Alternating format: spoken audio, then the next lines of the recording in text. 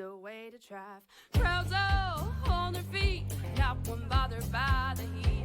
Imagine them in the driver's seat. Checkered flag would be sweet. Crank it up, oh, it's racing. Crank it up, oh, it's racing. Crank it up, oh, it's racing. Crank it up, oh, it's racing. Everybody get ready. On your feet. Here we go. 3, 2, 1. Crank it up.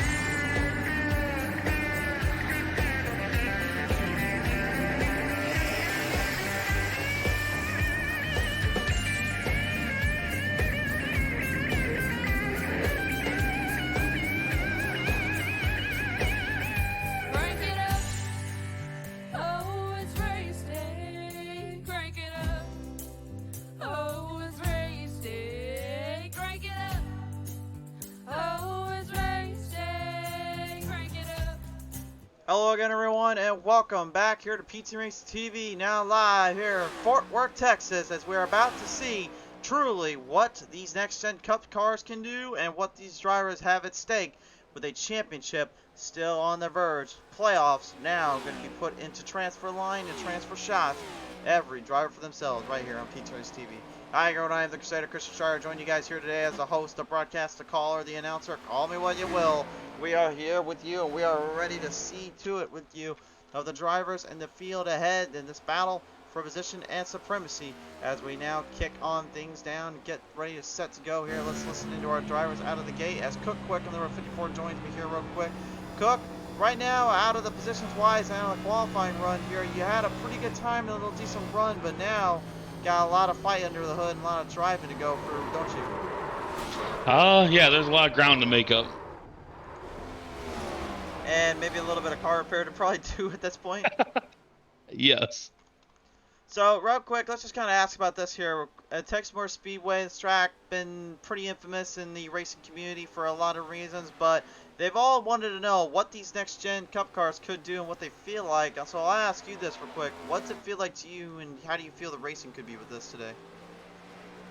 It definitely feels like you're on ice, especially going into 1 and then coming out of 4. Hopefully everybody takes it easy and patient early on and try to get their tires heated up. Otherwise, could have a couple cautions early. A couple cautions early, and with that, no fins to repair here, that will definitely make things a lot more difficult than that can be. So, Cook, we do appreciate it tuning on in, buddy. Okay, thank you. Cut quick, ladies and gentlemen, here, and the number 54 having a little chit-chat. But it's time to take it down here to the number 5, though. Chris Walla, he joins me on the line now, race fans. Chris, we just talked to some of the guys down there, and they're already kind of talking about how loose and how kind of icy it is down on the track. Your thoughts kind of how you feel with this next-gen car? Yeah, it's difficult to get around this place for sure.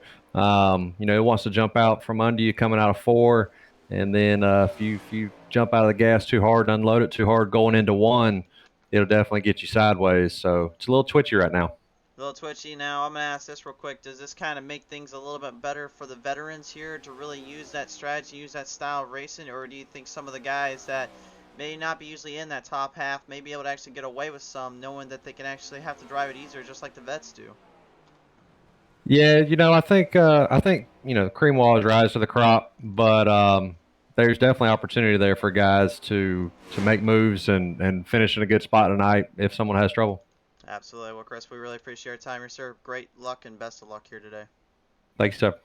Number 5, Chris Wally, ladies and gentlemen, on the line here as he gets set to go for tonight's action, today's action here under the day here. Let's also listen down here with Troy Radford as he is now in the number 94 here today. And Troy, right now, second fastest out of warm-up, only behind about 200ths of a second to Brandon Medford. So with that in mind, though, obviously points on the line, championship at stake here. How far do you feel like this car can be embedded to get these boys into the run and bid in the fight?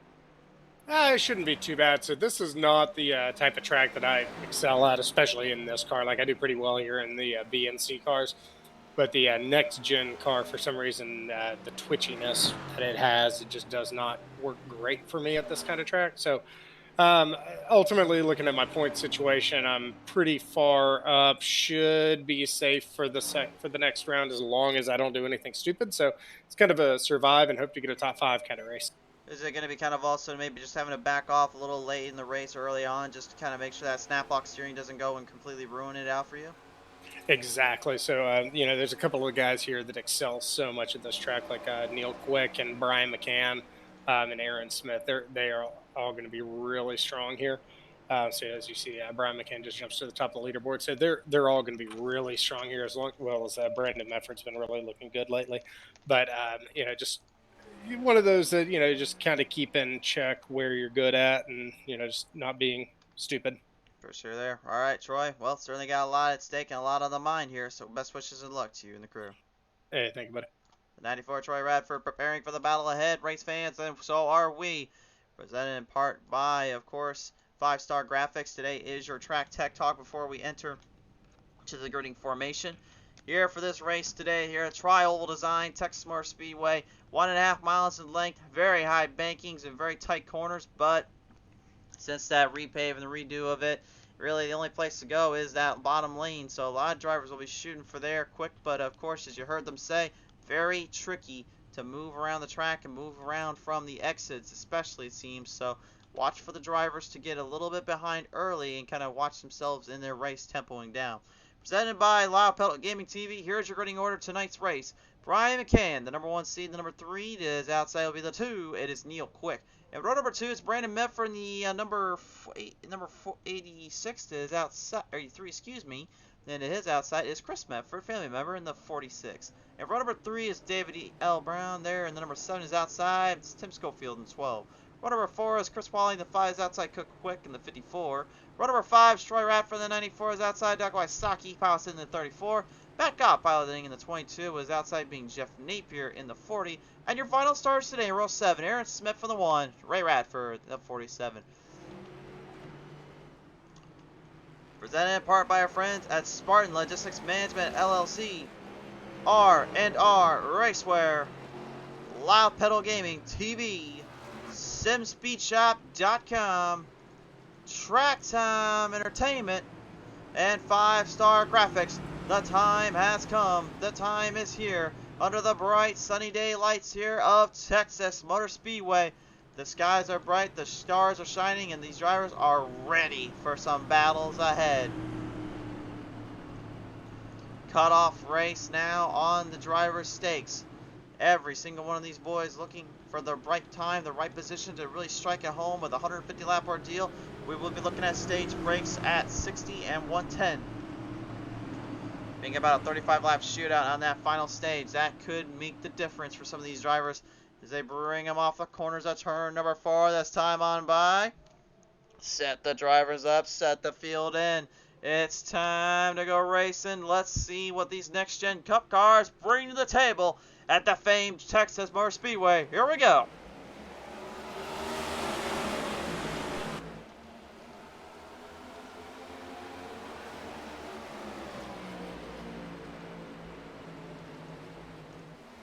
So far, so good. Clear off the corners. A little bit loose. Neil Quick there on the outside. See the number 2 starting to back up. David Brown already, the number 7 already making a move around him. Brown goes 2 spots up. Got a great jump out of the first set of corners. Can he keep it up though? Because that turn 4 you heard earlier on, the driver saying it was getting pretty tight down there. It got pretty loose on him.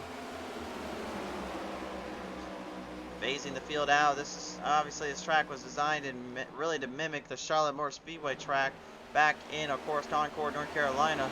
But here down in Fort Worth, Texas, this track is anything but Charlotte Motor Speedway, if you ask me. It's a raggedy edge, kind of all-out little track that, unfortunately, with the way its bankings are and the way the setup is, it's kind of determined the way the drivers find one line and one line to hit, and then they can just kind of run away with it, just using tires and fuel strategy to their fullest advantage. However, that said, with the All-Star race being here as well, it does make things a little bit more interesting. Yeah, especially when you're a little bit loose like that. Nice save, though, by David Brown, the 7. But he's going to be running himself into lap traffic here. The driver's going to have to, or excuse me, traffic, so he's going to have to back off before he becomes lap traffic by getting simply wrecked out or getting taken for a wild ride. Tim Schofield, though, having the presence of mind to avoid it and stay out of trouble. Good showing from him.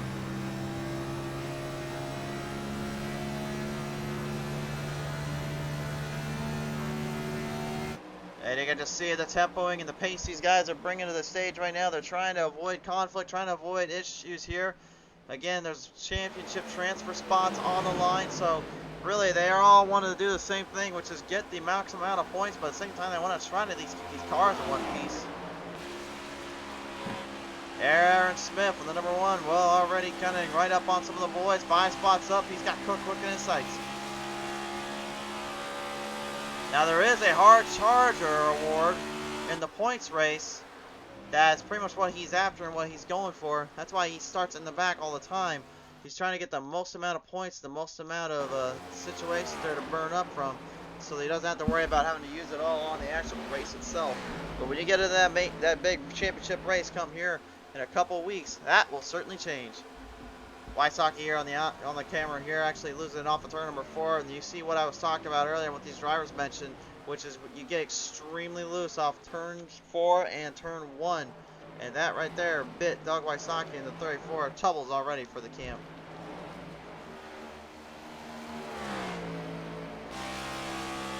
Troy Rapp for the 94 right now, holding back Neil Quick in the number 2, very similar to what he did back at Bristol Motor Speedway back about 4 or 5 weeks ago, and I always will bring that up because Radford has seemingly been innocuous on these 1.5 miles and on with these cars and with these big setups, but when it comes to the short track end, it's almost like a whole different story. He's just a different animal on that track and on circuits. And really, the way I'm looking at it right now, if he is healthy, if he's healthy, and the car is set, I feel as though Radford can stay out of trouble and he can get himself into a good position and take this one over. But I will say once again, Texas Motor Speedway right now, anyway, it's kind of just being Texas Motor Speedway. You guys can take that for what you will, but that's all I'm gonna say. I don't want to get too depressing on this track. Nice little battle here back in the pack. David Brown had such a tremendous start, but unfortunately he also learned how difficult it is to hold a line on this track. The car ended up sending him back around in the back on of a bad spot. Now trying to make his way around Cook Quick in the number 54.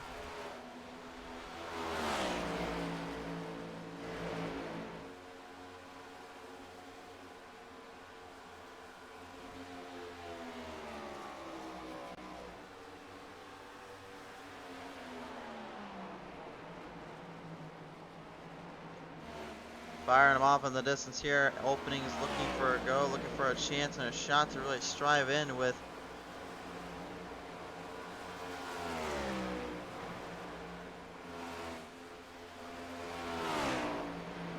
I think really the biggest thing we're just going to see is once those tires do get kind of cooked in a little bit, get a little bit more under the heat, under the nose there, I think you'll see a lot more drivers start to want to drive a little harder, a little bit harder on the edges. But overall, though, I will say, unless they burn up really quickly, it's going to be very difficult to get anybody to really make a pass around here. It's the same issue we've seen here before on PTM Racing TV, which is basically cars were just more or less centered and made off to kind of just blend around this track, kind of blend into the speedway. Even though the speedway itself, don't get me wrong, beautiful facility, beautiful track. It's just, my problem with it is still, and I've mentioned it 1,000 times, I just do not like the fact that you can't really get any hard racing here unless it's literally just a short burst. And even then, that's not saying that they're going to get it. So, we don't know. Maybe these drivers are backing off for a little bit. They're just kind of keeping their cool, keeping themselves under pressure. I could just be literally over-exaggerating, and that may be the problem. Believe me, I've done that before. But, yeah, right now anyway, it's a little bit slow, a little bit more tempoed out. So, I'd say the drivers are going to keep themselves under control and just watch their momentum and watch themselves for later. Ray Radford here in the number 47 here. Good to see him still coming out here and trying to put up a little fight here too. Gone right up against Doug Wysocki earlier on. Wysocki managed to get around him though for that 13th spot. As you see, Radford way up high there. Couldn't quite get the car to get a grip or get a distance here. And you can see just how tough and tumultuous it is just to even go up there. There's really no run. There's no line up there. You'd think because of how high that banking is and how much centered off it is that it would make these drivers run a little bit more interestingly, but it's just not doing it. It's not going to allow them to. The outside is pretty much no man's land. Like, where you see Wysocki at right now is exactly where your line is. If you do not hit that line, then you either go straight shooting up to the top end, or you go straight shooting down the bottom while sliding around on the track. That is the advent and the challenge that Motor Speedway brings, I'll give it that. But it also kind of, in my opinion, dishevels some of the racing aspect of it too. But right now, anyway, McCann and Mefford having a little bit of a battle here when it comes to who can get the faster runs, who can get the faster times. McCann, though, right now, what he's up to is he's trying to save his tires and wait it out a little bit, then get to lap number 60, which is the first stage break. Really just kind of keeping himself from losing out too far and losing out too much. Mefford is catching him a little bit, though. But the problem is right now, it's just not nearly as much as I think he was hoping for, nor does he really think it should. Aaron Smith right now is the only one that's showing you what these next gen cup cars will do if you actually try to push them. And even then, like, usually this cat, he can get up to the top half within maybe 5 laps. I give him 5 laps, and right now he's only up in 15 laps, 6 spots. Again, that's a lot, again, considering you're driving with 14 drivers on the track, but that pass right there around Schofield just finally put him at 7. And even then, you can see Schofield kind of laying off and just giving himself some breathing room. Smith trying to stay in the throttle, trying to stay away from burning tires up too quickly, but it seems like really he's just more focused on getting the car to do his thing.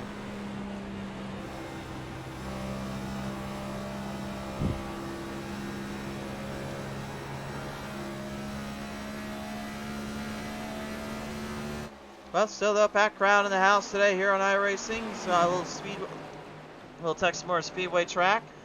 A lot of fans came out here in the virtual world and the real world as well to come watch some show and come watch the action here on the track as well as from our broadcast end. So really appreciate those that all tuned in and came around to be able to actually visit us today and see this race go and play itself out.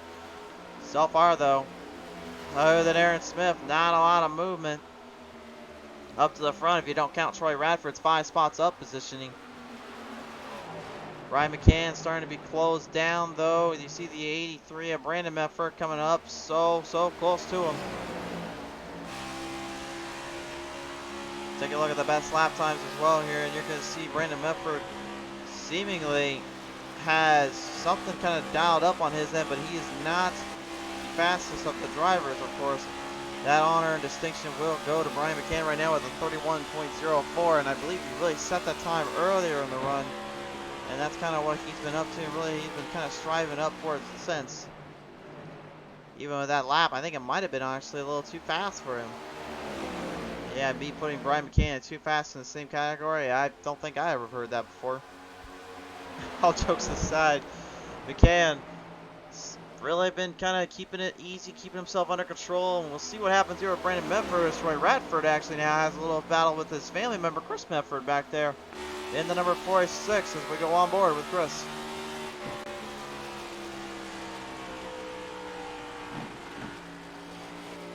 Starting to get a little bit interesting here. We got a couple guys coming through the ranks, coming through the fields. Looks like they're starting to make a charge. Uh-oh, yellow flag out though. We got problems down there for Jeff Napier in the number 40 as he has destroyed the front of the nose of the car here on the front straightaway. He's able to refire it, but the problem is he's got no instant repairs, no nothing. So what he just did to that car is pretty much a sealed game over here. We'll have to take a look at the PTM instant replay and see what transpired here exactly as the number 40 collides into the wall.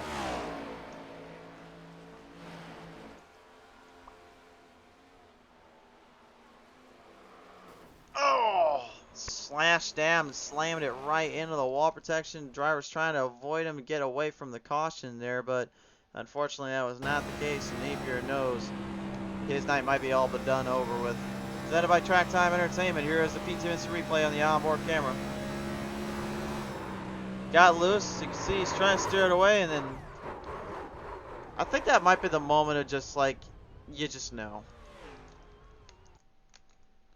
You hear even the car screaming around. Looks like it does not want to be a part of that mess.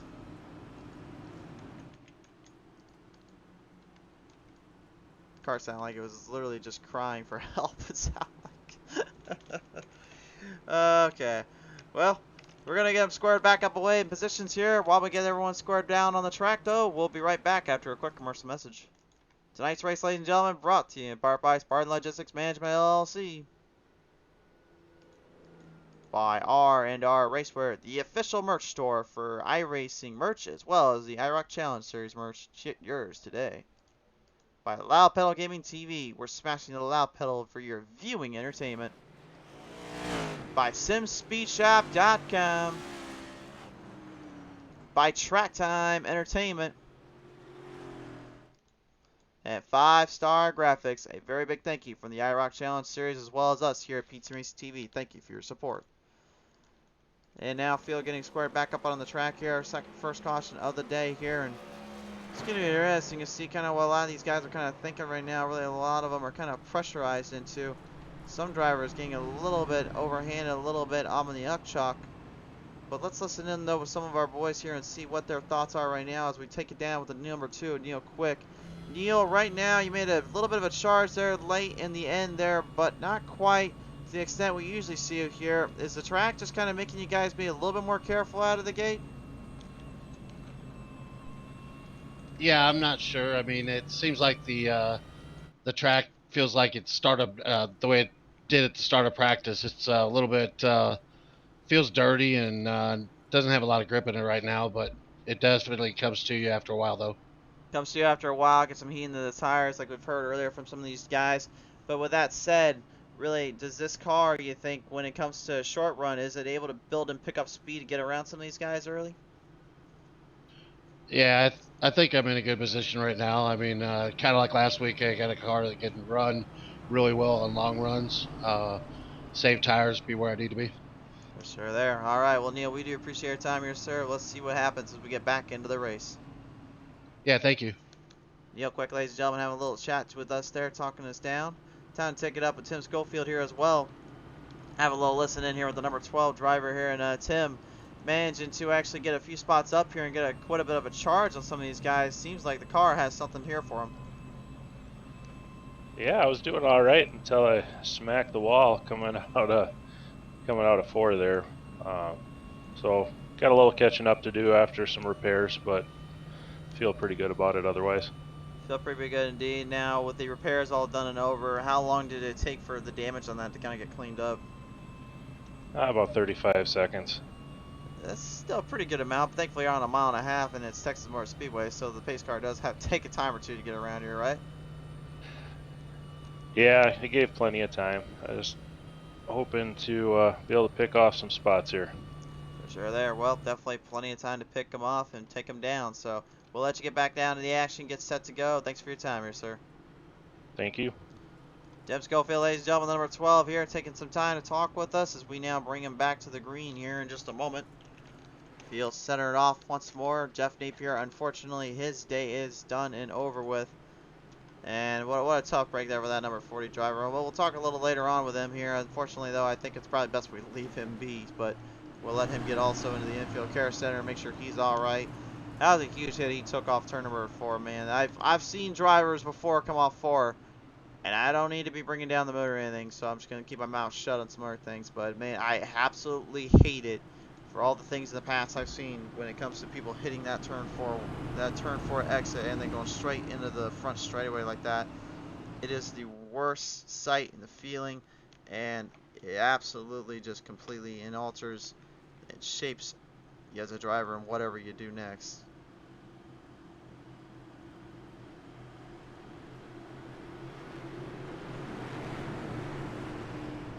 Field will reel him off turn 3 down to turn number 4 here, and we're back in the action here in just a moment. 35 laps before next stage break. Then it'll be at the lap 110 where we get stage 2 in. Points on the line, of course, here for these drivers. They need to get all the points they can get and everything they can. 5-3 in first, second, and third. Get 5-3 in the 1 point individually. That will set the tone for what lays next and what lays down on the track. Off back to the green flag start. Caution's back out of there. We're back to green racing.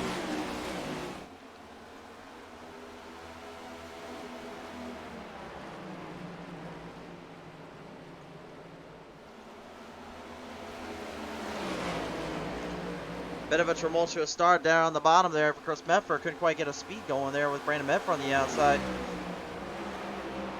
Brandon's not giving him much room either. He's going to try and keep the speed up. But you can see Chris marching down on the bottom lane, trying to get something going. Aaron Smith now, hard charger of the award. No surprise here, but now he finds himself really kicking the speeds and kicking the drive in there.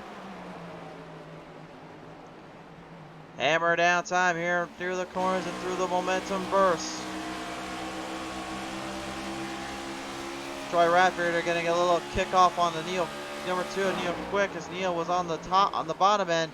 Radford went up high side, actually found a little bit more speed. Interesting enough to see here, because I would not have thought he would be able to find it. Smith, though, you can see that car is getting slightly loose off the corners, but it is hanging on. Seemingly nothing to worry about yet. But will that be the case full term? They just give you a little bit of a clue here of what these drivers are doing with those wheels. You can see right here a great onboard camera here just showing you how much that wheel is being worked, how much it's being torqued around as another caution flies on out here. Major trouble down there for David Brown in the 7.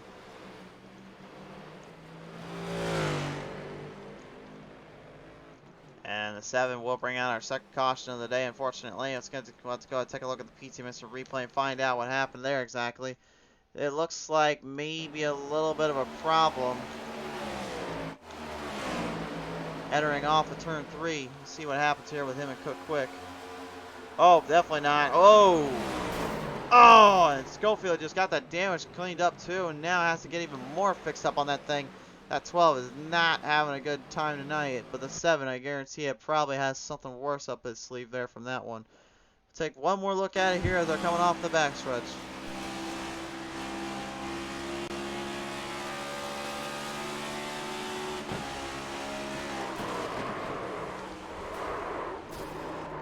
Flaps going up, but the 7 has already had the damage sealed his fate. What a tough break there, unfortunately for him.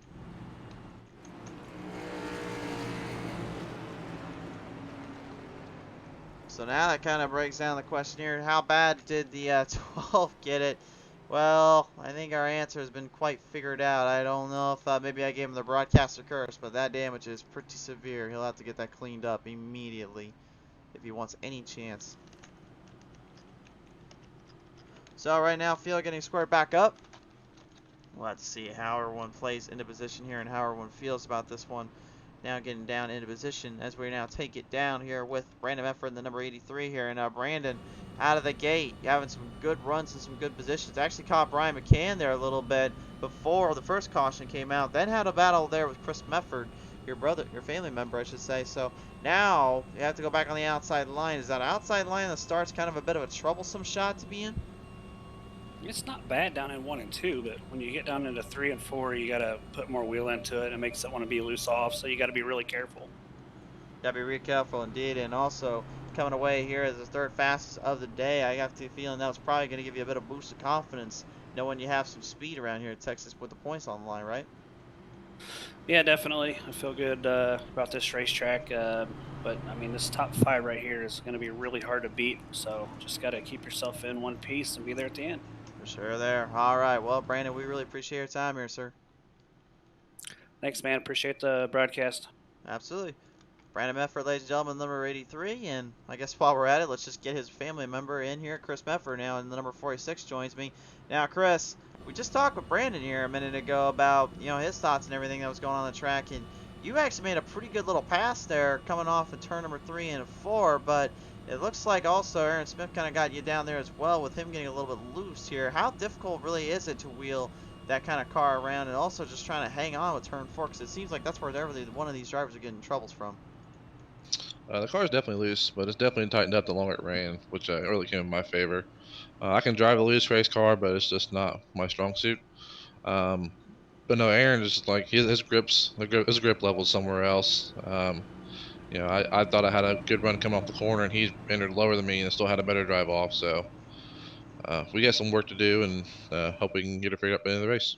Got some work to do and some time to really play it out in your mind, your head here with stage break being at lap 60 and then 110 I mean, how much do you think really it'll take before you start getting a little bit further into wanting to drive in for the speeds and get those points? Man, I tell you what, driving turn 1 and 2 is really the hardest. Just because you drive in too deep, you're gonna do a 4-wheel slide. I seen Aaron kind of do some sliding there, but he's not losing no time. So whatever he's doing, he's got figured out. We caught Brian not longer run. I said uh, the car got tight, which really came in my favor. But the car's really evened out a lot. So there's still a lot of work to do by all of us. Still a lot of racing left too. So plenty of studying to do. For sure there. Well, lights are going to flicker off here, which means it's time to get back to the action. We'll let you get back down there too, my friend. Awesome. Thank you. Ladies and gentlemen, Christopher Mefford and the number 46 having a little chit-chat with us here, getting ready to go back at it once more. As Aaron Smith, Brian McCann will be your top spot drivers on the front here.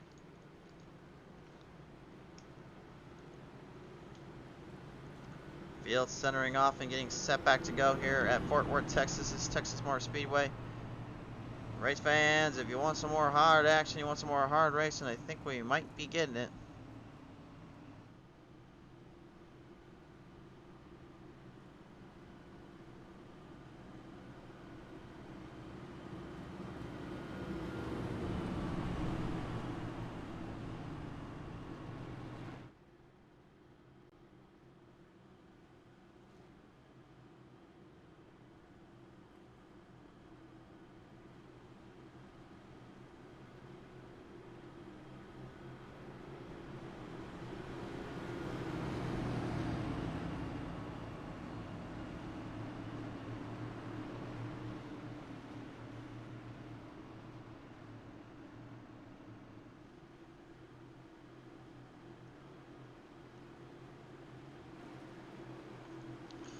Field will bring him around town near where I've got about 29 laps left to go before stage 1 break comes into fruition and comes into play. Driver's going to bring him back on the track here and back onto this pace into the restart zone, and it's Brian McCann that gets the jump.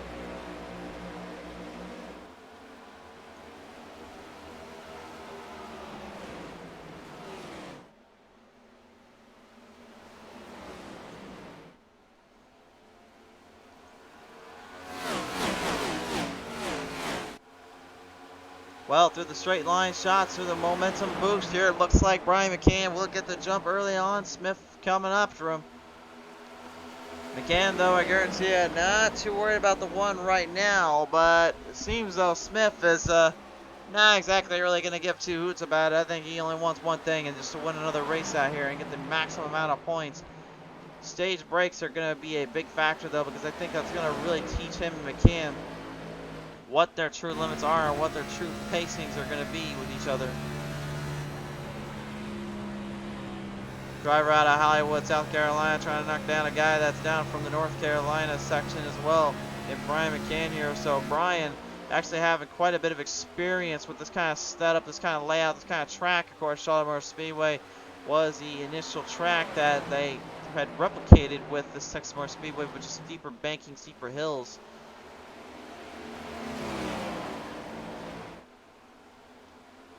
A very interesting wide open playing field, a wide open little track to run around here with, and these guys know that all too well. Onboard camera here with Neil Quick right now here as he's been kind of staying low and laying off from these guys. Remember, he started second in position today from qualifying, so we do know the number 2 has speed, but you heard him say earlier on he's been trying to get the car to tighten up a bit. He doesn't necessarily like it too loose, and he doesn't necessarily like to have to deal with the added pressure that comes with it.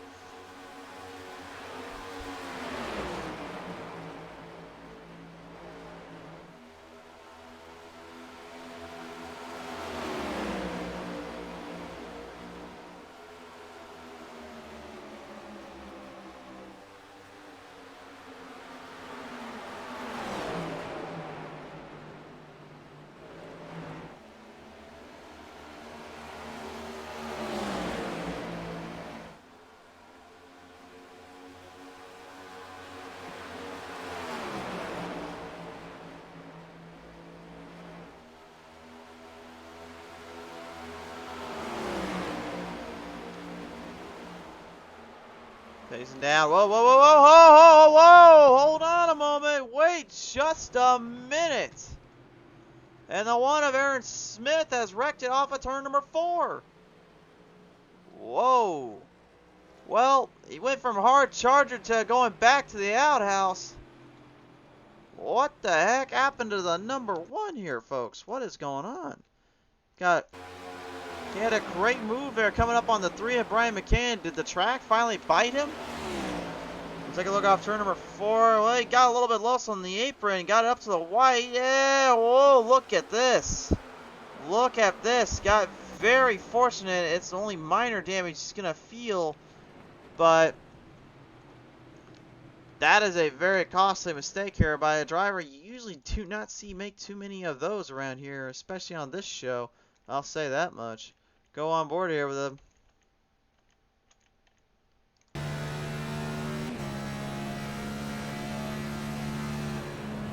Watch carefully in his steering here, the way he wheels the mechanism out on the turn.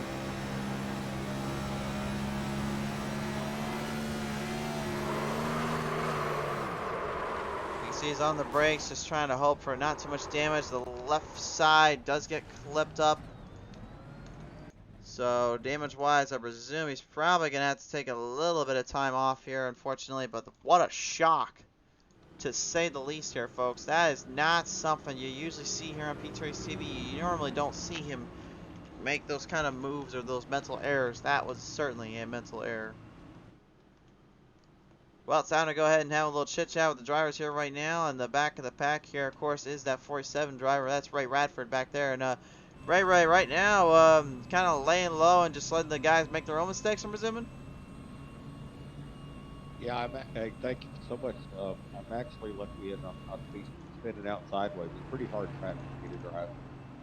It certainly is, indeed here. So, with this this camp, this kind of crowd here to really take on and have to face up against, I would presume that, you know, Texas Motor Speedway is definitely going to be one of those tracks you guys probably were marking down as going to need to practice, kind of get this thing timed up and dialed in, isn't it? Yeah, I'm not like most of these people that can drive a loose car. Rather be a little bit tighter, just because that's me. But yeah, it's a tough track. So. For sure there. All right. Well, nevertheless, Ray, really do appreciate coming on board here, sir. Best wishes and luck. Yeah, thank you so much. Absolutely. Have a good night. You too. Ray Radford, ladies and gentlemen. Time to talk with the guy in front of him now, too, as well. Doug Wysocki in the number 34 today here. And Wysocki right now here as well. It seems like the guys that are kind of hanging low and laying off right now are seemingly put in a bit of a better spot. Kind of your thoughts on that? Yeah, man, I'm just trying to ride and just get to the end, you know. It's 1 and 2 is really tough for me. But hey, just let those guys race up front hard. I'll just try to hang in, stay on the lead lap, see what happens. So why is 1 and 2 giving you the most troubles down here, if you don't mind me asking?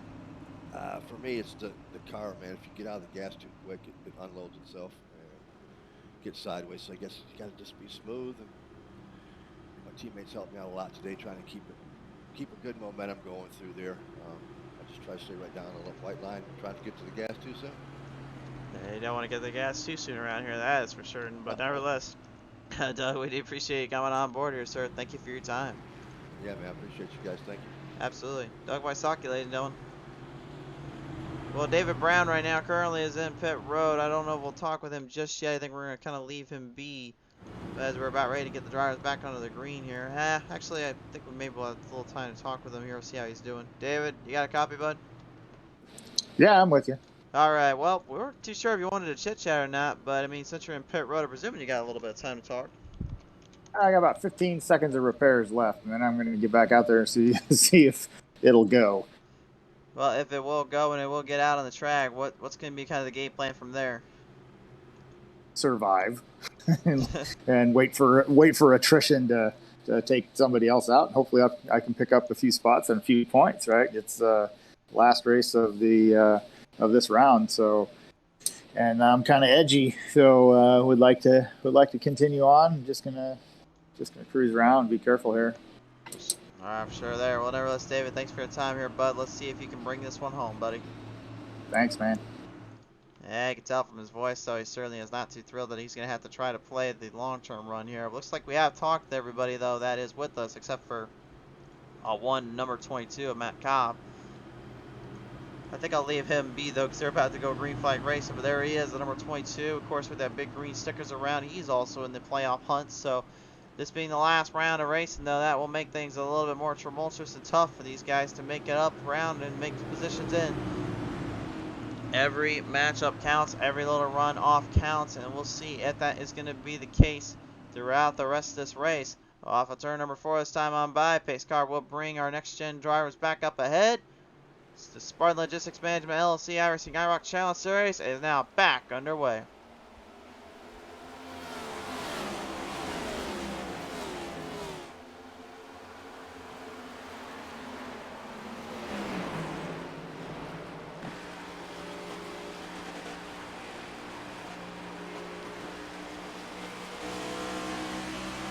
You can hear just how gingerly some of these drivers are coming off those corners, coming off those exits. There is definitely no full throttle and assault around here. And really, a lot of it's due to the fact that they're just trying to avoid getting too crazy, too out of the gate here. And Troy Radford now makes a huge mistake off turn number 4. Whoa!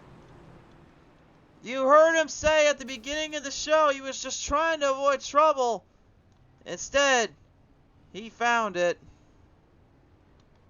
This is not good for the 94, and he may have just all but sealed a point stay and may have hurt his chances here quite a bit.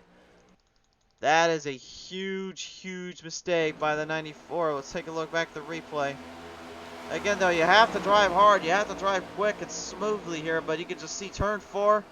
I don't think it cares for any of them down there. Chris Wally was trying to avoid, couldn't get out of that mess of time. Matt Kopp getting into it there, unfortunately, in the 7. David E. Brown, well, literally just said trying to survive. Well, now I think the car is a different story here. I think at this point it's just drive whatever you can. One last look at it. Watch the snap lock steering just kick right in. You see him steer it, he's trying to steer it off, but it's not turning. And then when Wally clips him, it was just pretty much damaged pretty bad. Cop got in his rear end off there. And then David just kind of making it even more worse. Well, the motor is blown on the number 94. I do not know if he's going to be able to return to the race here. This is not good. And what an absolutely heartbreaking move there. Just taking into consideration everything that's going on. Now, granted, points-wise, he did say he should be okay. But I guarantee you he's not happy about this one. And Chris Wally's got some serious damage on the right front there. So the only one that kind of came out of it clean here that took a hit was, well, the 22 of Matt Cobb.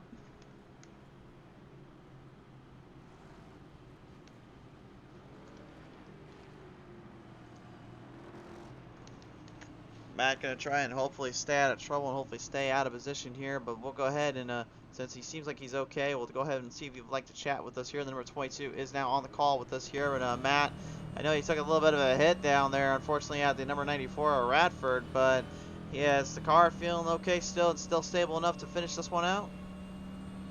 Yeah, I'm not sure what you can see up there, but it didn't give me any X or anything through there. I don't know if one of me or him glitched out in that moment, but I should be destroyed now, but I'm not, so I don't know. On our end here, we're not seeing anything on our end, but it looks like the car is pretty much just in one tech, like I said. So I'd say at this point, just kind of go ahead and send it and give her on. But I'd say probably be careful about turn 4 when it comes to sending it. Oh yeah, for sure. If you're too early on the gas out coming off of 4, you're going sliding through the infield. That's for sure. So try to just keep maintaining. Going to keep maintaining and hopefully stay away from the infield and stay away from that wall. But nevertheless, Cop, position's starting to ramp up and get better for you here. We'll see what happens later in the race. Best of luck, sir. Thank you. Number 22, ladies and gentlemen, Matt Cop is taking some time to talk with us here as we get now set back to go for our action. Bit of a wild end race and a bit of a wild goose chase to find the speeds. Can any of these guys get things dialed in? Find out when we return. Tonight's race, ladies and gentlemen, brought to you in part by Spartan Logistics Management, LLC. By R&R Racewear, the official iRacing merch store, as well as the IROC Challenge Series merch store. Be sure to check them out. Alright, Loud Pedal Gaming TV, smashing the loud pedal for your viewing entertainment. By SimSpeedShop.com. By Track Time Entertainment. And by 5 Star Graphics. A very big thank you from the IROC Challenge Series as well as us here at the PTM Racing TV studios and here. We appreciate your support and all you guys bring to the table.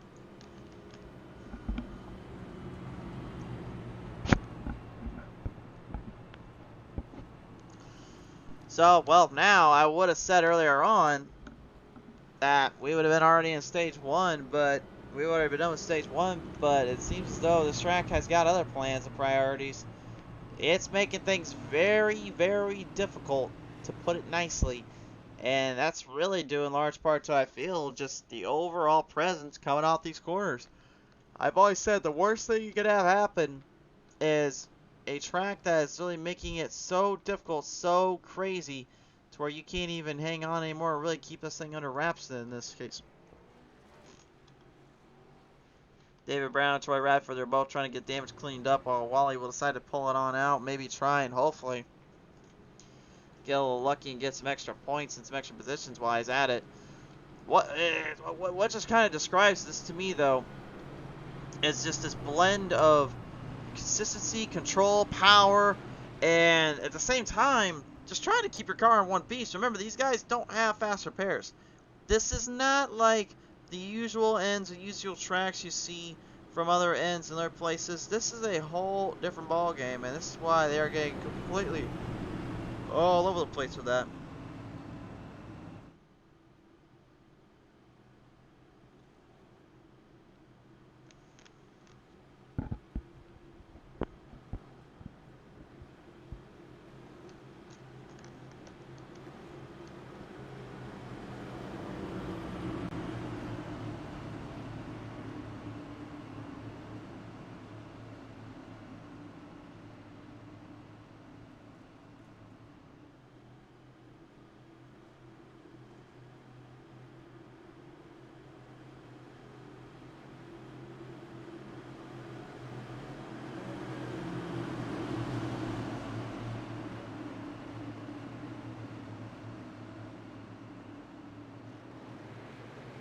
Off the green flag start, back to the action here. We're back underway.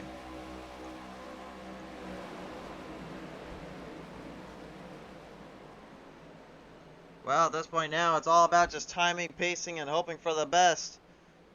Strategy is going to be thrown out the window. Hard racing going to be charged up and mounted in around the track. Tim Schofield is number 12 right now, moving up on the back end here with Aaron Smith from 1 following right behind him.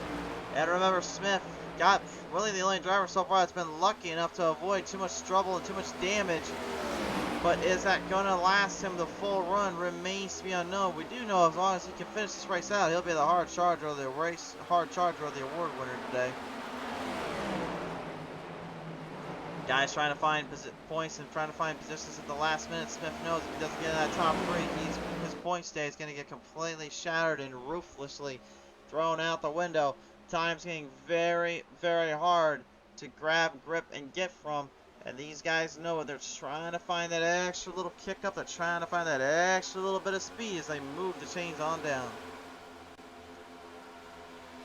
David Brown here, man, this cat will not quit. He does not give an inch, and he is right up on Doug Wysocki's back bumper here.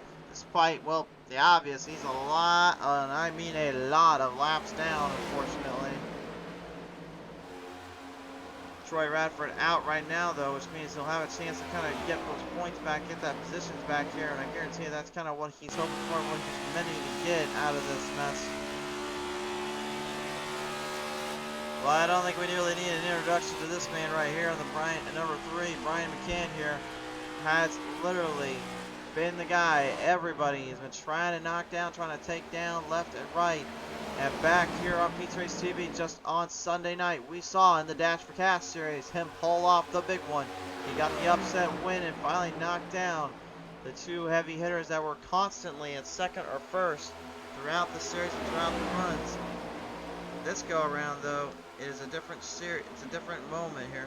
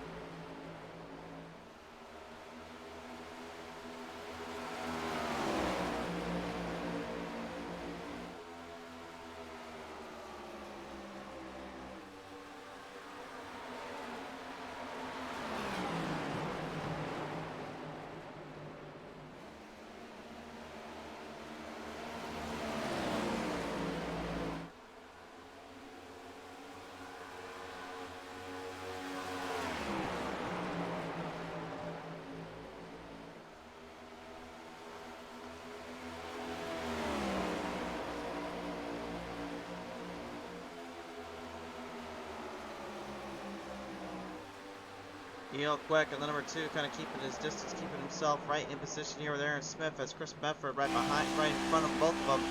Tries to stay under control, tries to stay a little bit more in the position-based techniques and runs here. Smith right behind Chris, making for the power move here, looking for that top 3 spot.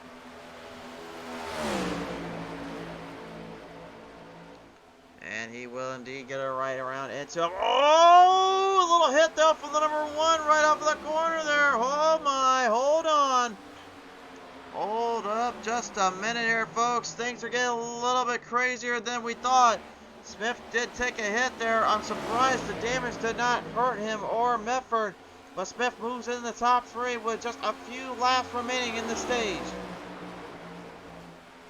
Talk about literally switchblading it out and changing the whole dynamic of this one up. Chris is trying to get back at him here, trying to make him work for it just a little harder, a little bit smoother. Neil Quick right in the mix. The number 2 driver going right down to the bottom here on the number 46. Medford trying to hang on, trying not to cruise it off the corner and off the turn. Extremely difficult position to be put in here, of course. Very tough little time to deal in that spot, in that line. Neil trying to hang in there, and Cook Quick going right up at them both. Don't ever count out the 54 and Cook Quick, my friends. He may seem like a bit of a loner, but he certainly knows how to charge with the best of them. He's certainly no lower tier guy, I'll give him that much. Great battle here by Chris Medford and Neil Quick straight down on the back straightaway here. Neil trying to get the better of the runs on the bottom lane. Chris trying to hang on just long enough here, but you can see the tires starting to burn too quick off and too much out of there. Oh, I got loose off that turn number 4 there, but so did Aaron Smith. And Smith! Troubles! Huge troubles! The one in major territory problematic zones! I think he might have found a track that has made him his match. Smith not in a good spot here, lost a lot of time and lost a lot of positions. Brian McCann, Brandon Medford right now just trying to stay ahead of the curve here. Brian right now could take a huge points lead and take a big ticket victory to this one. He's still searching and looking to become the only driver to win 2 championships in the IROC Challenge Series. He's never done it.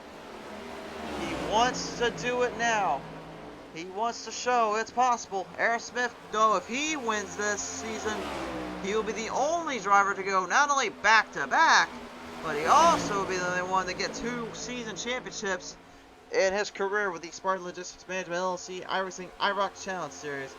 And what a statistic that would be for any of those boys. They're out for cold hard. They're not only out for cold hard cash sometimes, but they're also out to cold hard bragging rights, to say the least.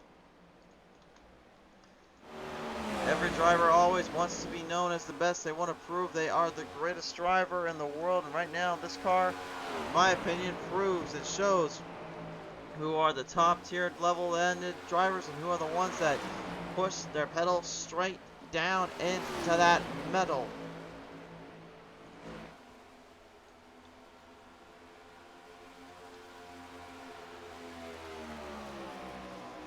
Doug Wysocki right now keeping his cool, keeping himself under control. David E. Brown here looking to stay out of problematic zones. He's 5 laps ahead now of Troy Radford. Radford, I believe, is done. Radford is done. So the 13th position will be locked in for him, unfortunately. And what a tough break for him and Jeff Napier, man. Both guys find themselves in a very bad position earlier on as the yellow flag pops out finally here. A stage break is now engaged.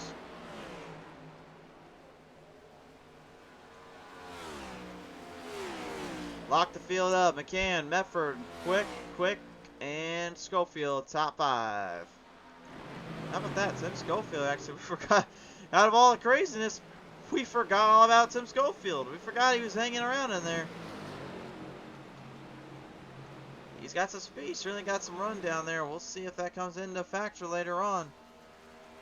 Not even halfway done with this race though, and Brandon Medford talked about really hanging in with the top guys here. He was giving it to Brian McCann early, and Brian, I think, very well aware that the Medford boys are not out to play games. They're here to take full aim and full charge. That's really what it's all about.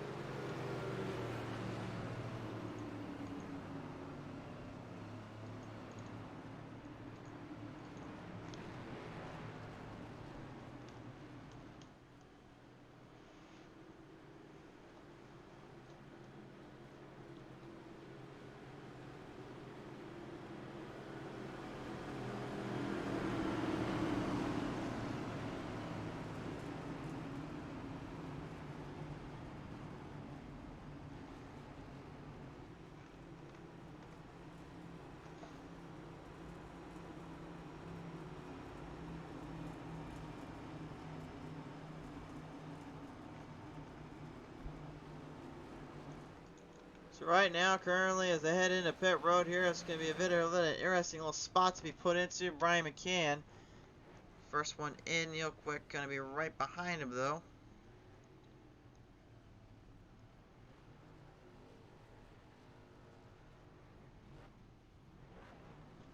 Coming off a pit road here, Brian McCann, Brandon Mefford, and Neil Quick actually taking top three, closing on the end. So Neil and Cook kind of trading spots here and swapping out. Chris Mefford moves back in with Schofield there in 6th and 5th. So very interesting little dilemma here for all involved and all on that level playing field. Let's take it down now here and talk with Brian McCann here and see how he's feeling so far. Brian, out of the gate, man, you are the only driver, if I really ask me, that has been able to avoid the conflict, avoid the troubles. I mean, really, I have to ask you, what is the strategy right now with you and the crew? During practice and warm-up, the track, man, it's hard to drive. Coming out of 4, it'll just snap loose on you. Going into 1, it'll drive like a dump truck. So it's, I knew I didn't want to really, I either wanted to be in the front or the back, so I did pretty good in qualifying, so I'm just trying to stay where I'm at now. You certainly did need here now. With this playing out, this one's starting to get a little bit longer on the edges here. What do you think is it going to take here to kind of pull off the W and pull off a win here? Yeah, that's a tough one. Saving your tires is the name of the game so far. It seems like it. Well, nevertheless, though, Brian, plenty of time to spare and plenty of momentum to go through on your end. We'll just see if this keeps up for the rest of the race. Thanks. Brian McCann, ladies and gentlemen, the number 3 right now, looking to try and outclass the entire field and outsmart everybody once again. He's already outsmarted Aaron Smith for the number 1. He actually had to go in and get damage fixed up big time on that right side. And even then, car is still hurt.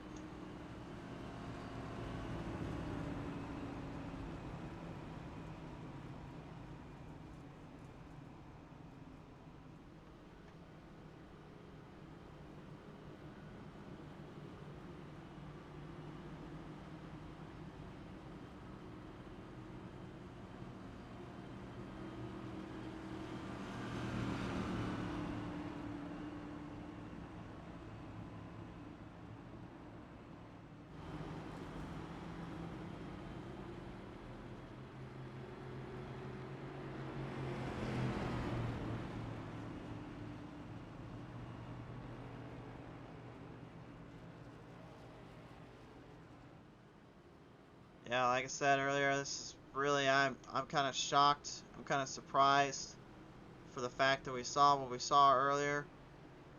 Not knowing really what goes down late into the run, late into positions of performance. I think if anything, it's going to really now narrow each other and every one of these guys in a bit of a darker spot, a bit of a darker lamplight. I think if you're not too careful and you get a little too ahead of yourself and not thinking too much of it. But they are double file back into position now here. Brandon Mefford looking to try and knock down McCann from his pedestal and his podium here.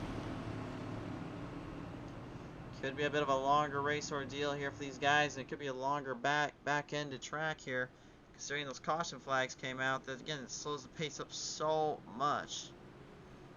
It just makes things that much more difficult to work with.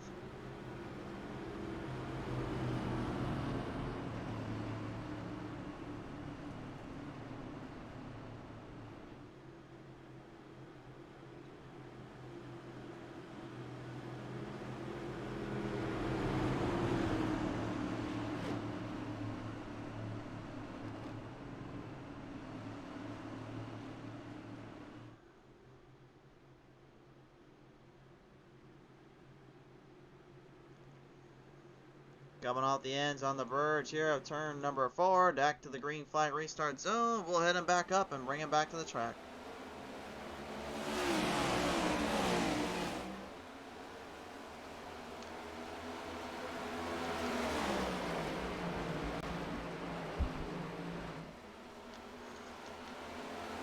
Positioning going to be running even more and more rampant by the minute here. Very tough positions to be put into, and a very tough little shot to have to work around and have to face with.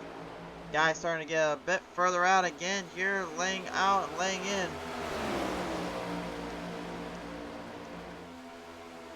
Really gotta try to keep it more under control here, with especially the way these guys have been today. But I really kind of wonder though, when you got damage on any of these cars, how much of that is going to affect coming off these exits. Of course, with this being a 1.5 mile, aerodynamic independency, very huge. And I think we just got our answer there from the one of Smith. Yet again, gets into the wall off turn number 2. And again, this is just absolutely stunning to me, because we have not this entire season seen that one struggle nearly as much as we are watching and witnessing today.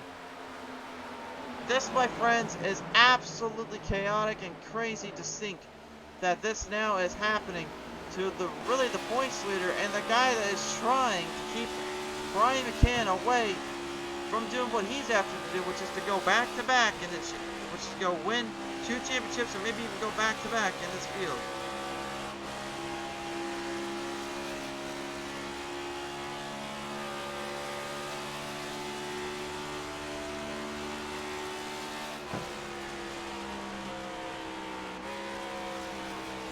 Absolutely crazy to say the least right now here, as we're watching drivers from the back of the front shooting their way up into the outhouse, back up to the White House. Positioning being very big key here. Brandon Medford actually has got something on Brian McCann, looks like.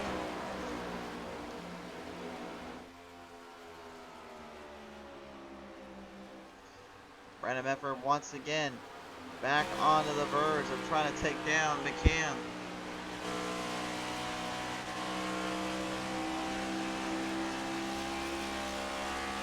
Brian knows one thing is for sure. He's got to be stable. He's got to be careful, because he sees what happened to Aaron Smith now twice. And that, despite the damage on that right side there, it hasn't given in too badly yet. But that doesn't mean the other guys haven't been paying attention to him.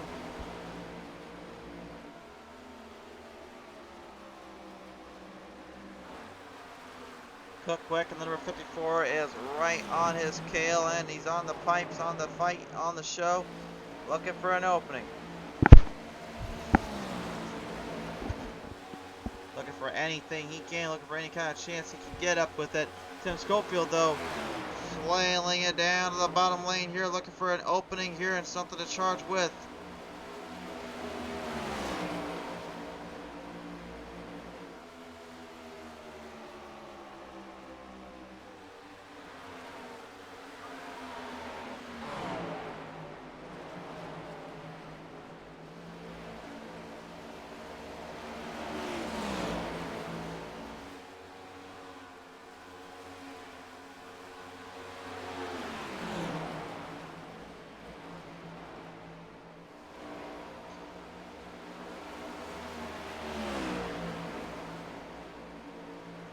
Field moving their way around. Tim Schofield now has made up some serious ground. Back up to the front he goes, looking for positions on every one of these guys and every one of these drivers.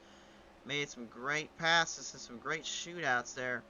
Now has to just kind of stay in the throttle, stay on the charge, and watch for everything else that happens and plays out in his favor. It's very, very tricky and very difficult to really keep away from wanting to push your limits and push yourself around, but we're seeing again, drivers are not too keen on doing it right now. They want to just try to keep these cars under their setups and under their shop here, especially considering there's no instant repairs. That makes things even more tricky and more profound to really have to deal with, and they know it.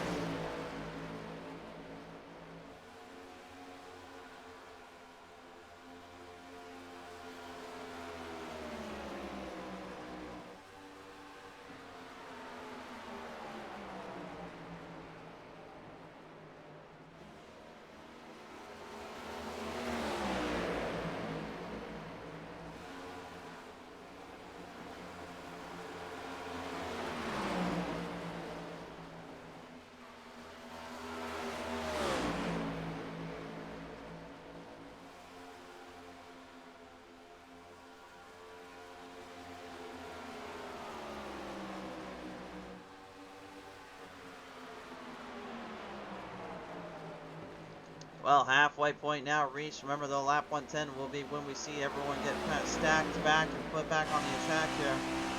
As the positions, the pacing starting to go more in favor and more in line for the leaders up ahead. The guys in the back aren't exactly, laying off here. Doug Wysocki making a great little position off here in the 34 on that 22 of Matt Cobb. Wysocki not known, nor usually the guy that likes to hit it harder and charge faster, but again, like I said earlier, well, how difficult this track is on these next-gen drivers, it really does even the playing field out and makes things a little bit more interesting there. But those that dare try to test the laws of speed and the laws of power get treated to either a unbearable result or a very unique little positioning. So far, it's been more unbearable results for everybody out here that's dare trying to walk that plank and walk that fine line. Chris Wally off the track here, a little bit of problems down for the 5. He's going to save it there, though, off turn number 4. He'll have Ray Radford kind of pucking right back behind him. They're looking to try to puck it down and take him for a position.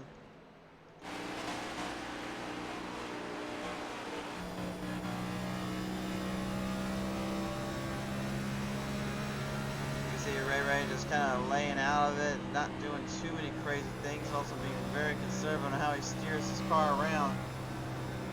Really trying to avoid troubles and really trying to avoid problematic areas, but now look at this up to the front.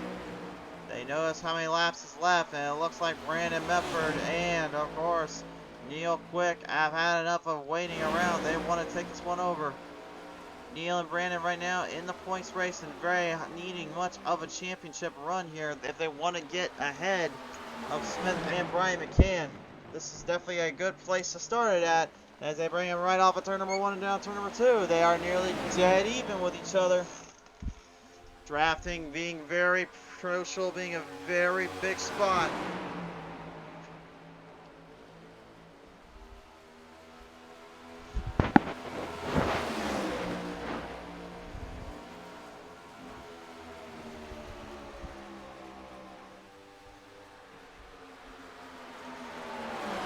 Neil pinpointing it down on the bottom lane, trying to get around Brandon while not also trying to take himself out. It's so difficult to do, though. You can see just how much effort's going into just trying to make that move, trying to make that pass. It's just not there.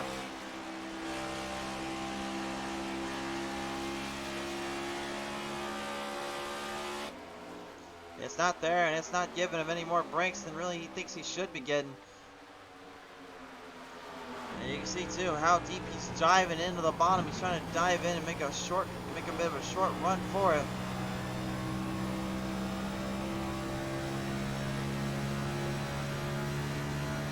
The car is definitely in position to overtake and to overshoot him, but it's not in the right spot for the pass without taking each other for a bit of a wild ride, and that's where they're so worried, except for right now, Brandon Medford way too hard off turn number 4, got into the gas a little too soon, it seems. Neil has a chance. Can he get it to the bottom in time? Not quite. Kind of back off too much there, entering off turn 4 for Brandon Medford. Medford nearly colliding in with the track and giving him so many problems.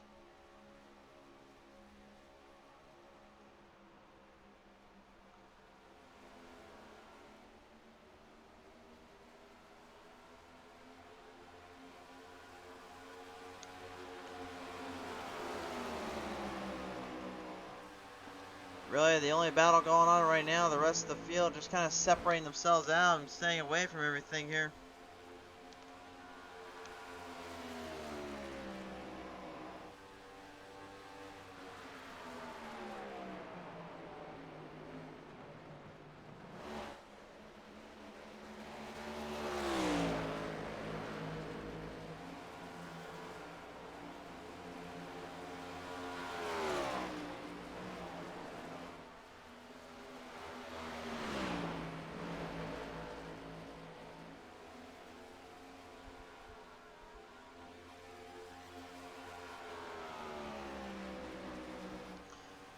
Wysocki kind of laying back low, kind of staying out of trouble. Brian McCann loving everything he's seeing right now between the guys behind him. He knows that that's not involving him right now, and as long as he can stay away from it, he might have a chance here to really start to pull the reins more toward his end.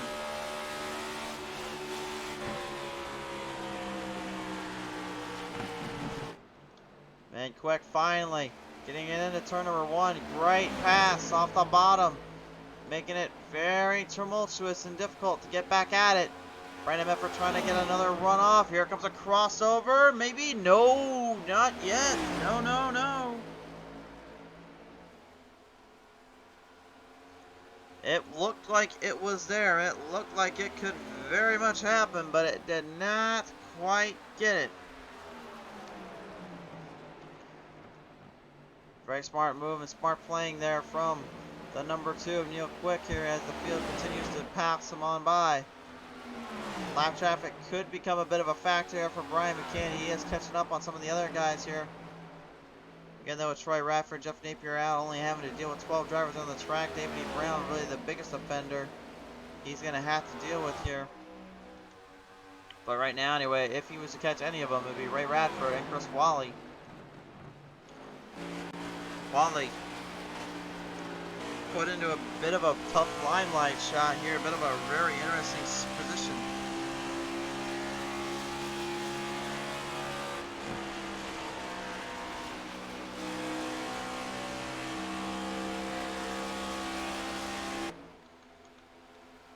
And Brian just one step closer and one step of the edge. You can see really he is driving on the edge of his seat though with that car and the way that thing is playing out.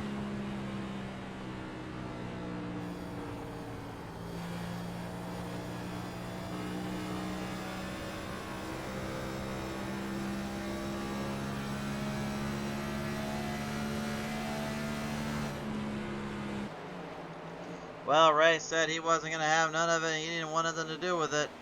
He goes topside. He gets out of the way. Chris Wally, much of the same. Brian McCann moving the chains on ahead. He's got a full length and run right now ahead of Neil Quick and Brandon Medford. Although Neil got a little bit of a better opening there from Chris Wally. I don't know how much of a difference they're going to make to get up there to Brian McCann. See, again, though, that's these IROC Challenge Series drivers. You're probably wondering, oh, wait a minute, why is there all Chevys in this manufacturer lineup? Why was there not any Fords or Toyotas? Well, they wanted to go for a real life kind of IROC Series Fiesta, if you will, or also kind of how you would see when it comes to the racing down on the SRX Tours these days. So they went with one car, one style, one brand. And they were like, we'll just throw them on, get some paint schemes done on them, and there you go. That's what you got. Ray right now swings it to the left side. You can see him moving the head of Wally. Inside target being taken away. And the 5 now got a big spot to put in, really a big hammer down area.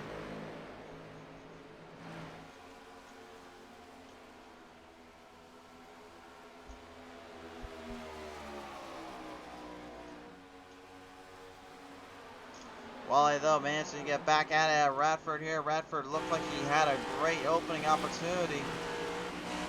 You can see he's wanting to get her into him there. He wants to get around him, but he doesn't want to take him out, which, give him credits too. At least he's very conservative on that level. If it was me, I may have made a mistake and actually ended up taking his back bumper with it.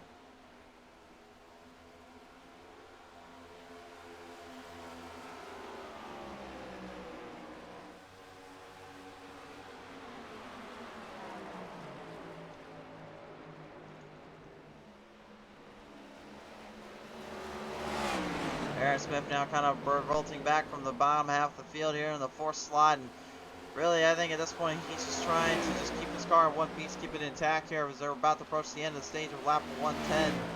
He's 5.5 plus seconds back of the field here. He is way out of line, out of proportion. And he's just barely staying ahead of Chris Medford here as Medford tries to get back at him here as well.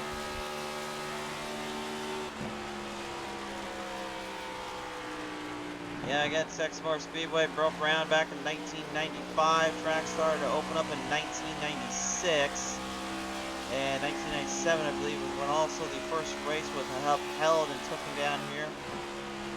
That was back during a very unique and a very different time, if you will, when it came to racing and came to its world.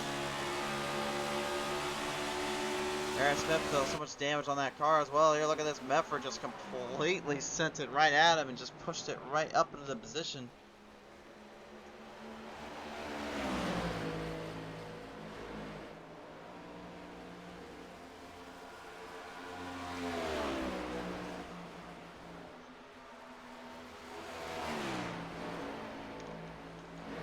Chris taking a big shot in the arm, taking a big little nudge out of the book of Aaron Smith, and you can see Smith right there. That camera right there just tells you everything you need to know on how different and how difficult this car is. You saw that thing slide right out from underneath him and slide out again. You can just see he is literally struggling to hang on. It just does not want to stay there anymore.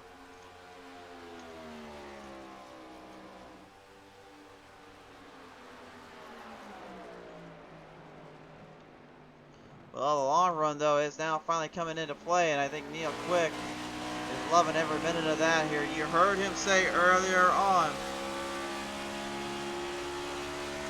that he likes a tighter car. He can drive the looser cars, but he said point blank, I like it when it's a little bit tighter on the car because that makes it a little bit easier for me to play to my strengths.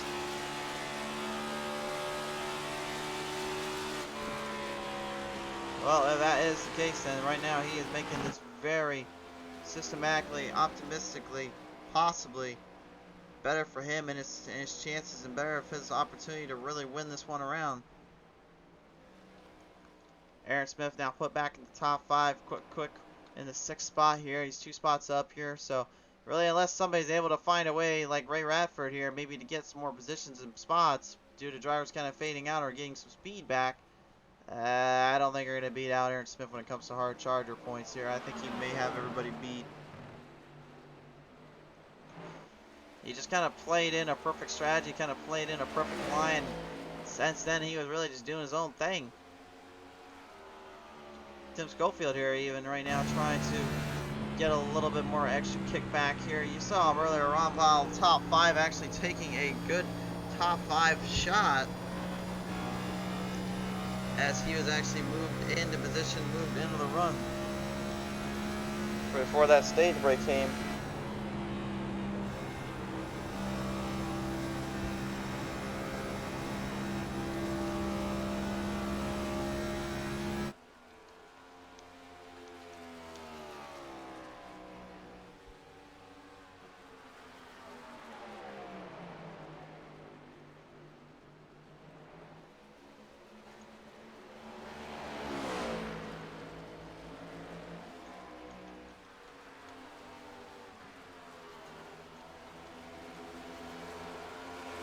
Matt Kopp, the 22, and Doug Wysocki, the 34, both guys having their fair share of little hiccups in between with one another spilling each other around, taking each other for a bit of a ride around.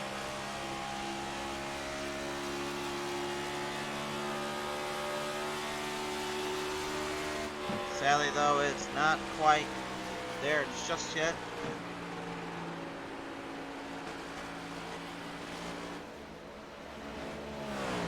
Having a bit of time to really work with, having a little bit more go around in positions. Every driver looking for their optimism and looking for their shot at taking this over. It's just not there just yet. Oh, and under 50 laps remaining though, we have 9 laps left in this stage. Stage break fastly approaching, and Brian McCann knows it. That's why he's keeping a very cool head and level head about what is coming up next. He knows that he has the chance, he has the points.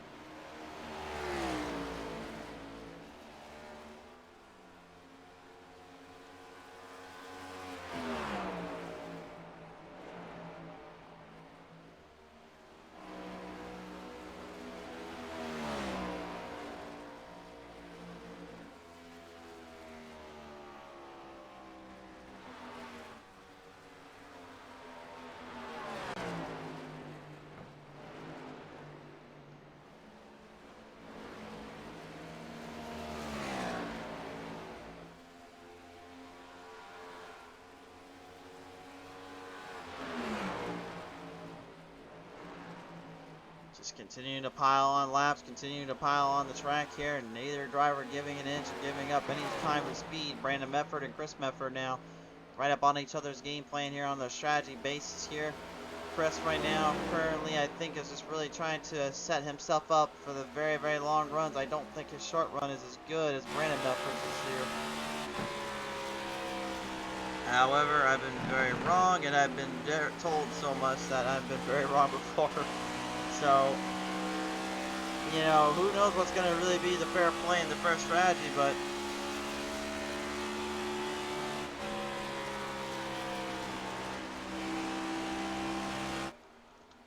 I don't know, to me it looks like and it feels like Chris is the one that needs to start making the changes and making a bit of a charge up here on that short run, because again, with that 35 lap finisher, that could make the hugest of changes on these guys.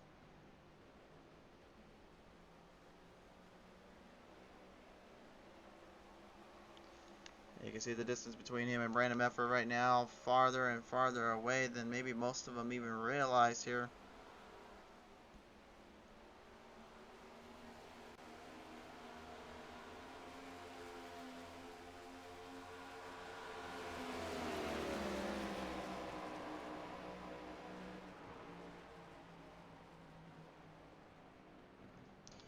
Coming up on the edge here, Chris now looking to maybe take Brandon's position over, but with how many laps there's left, I don't know if he's going to have enough time here. He's really relying on that aerodynamic draft and also looking for an opening to shoot in the back of the runs, in the back of the edge here.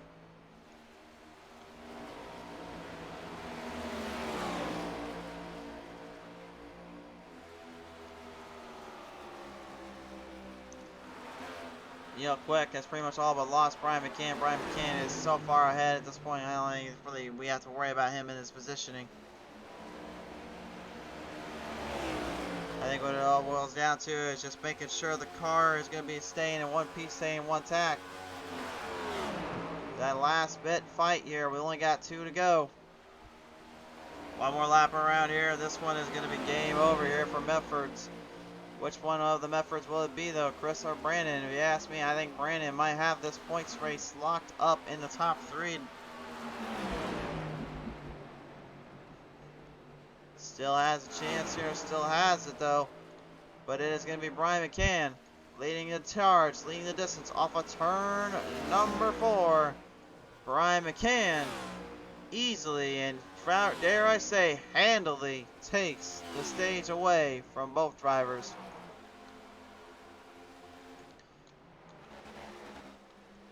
The top 3 will certainly have their hands full, knowing that this lap 110 here has really made things more of the number 3's show.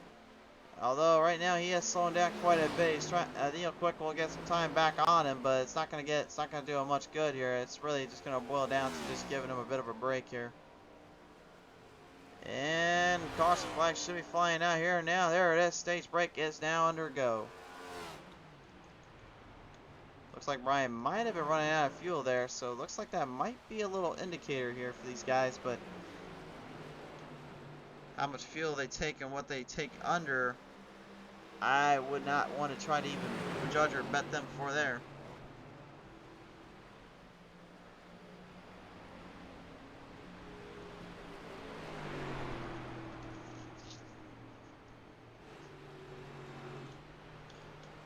What an interesting playing field, an interesting position to be thrown into, race fans. We have only 35, 34 laps left in this race. Brian McCann, though, has been absolutely poor impressive dominance.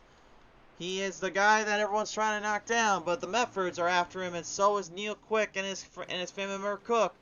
Can any of these guys find one last leg up to put up on him? We'll find out when we come back. Today's race, ladies and gentlemen, here down in Fort Worth, Texas, is presented in part by Spartan Logistics Management, LLC.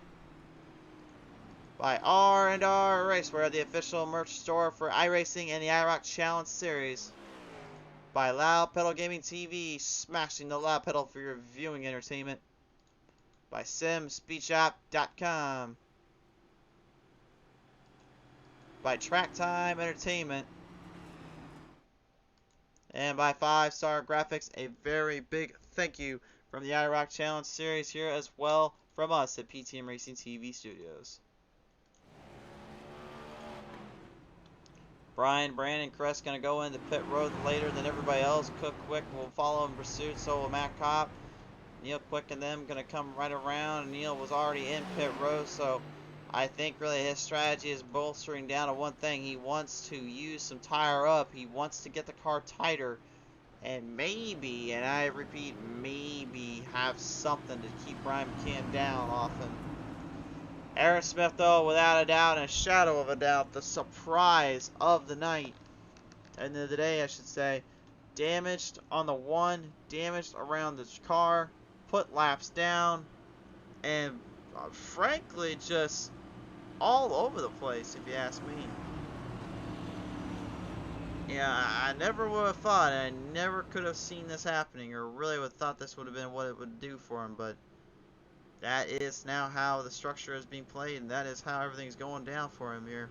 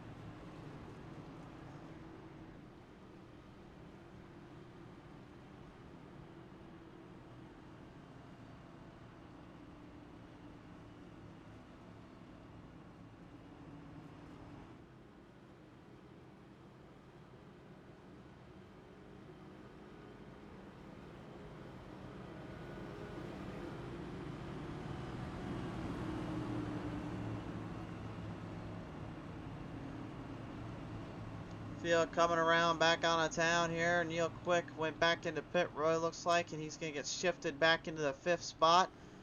Looks like he'll have to square himself up and really have to deal with this pressure that he got himself into here.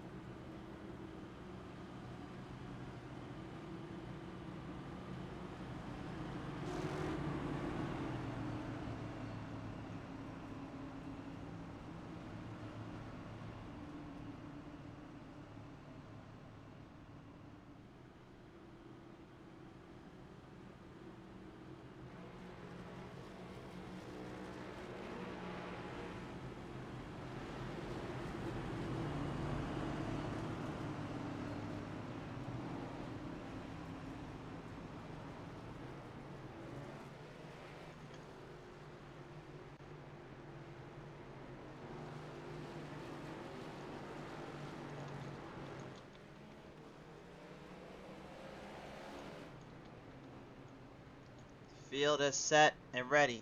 35 laps indeed left at stake. With 35 laps left on the line here, that now kind of begs the question, you know, which of these drivers is going to be able to find the speed, the momentum on the short run extremely early and find it extremely well, because again, we've seen before where you get too over the top of yourself, thinking you get a little bit clever, better than you realize, and the next thing you know, you ended up on your lid or ended up yourself in a bit of a mess or a bit of a scruffle here.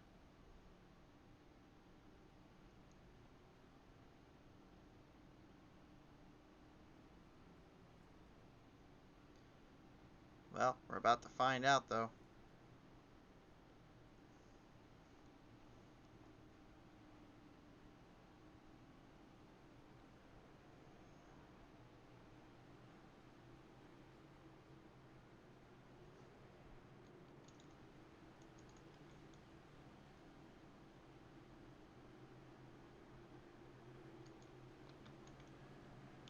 Into the distance, into the field. Opportunity don't come often. This is their opportunity. 35 laps left to go. Green flag, back on out.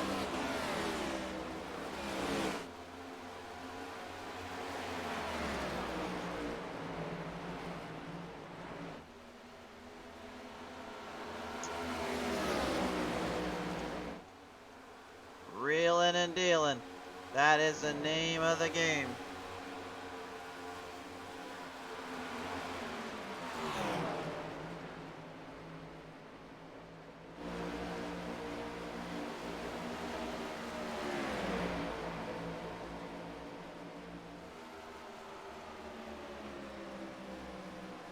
Coming down on the edges here right now, Chris Mefford. Oh, he's got trouble. 46 troubles off turn number 2. And look at Cook Quick right in the middle. Shoots the gap right through the middle and gets a great pass into turn 3.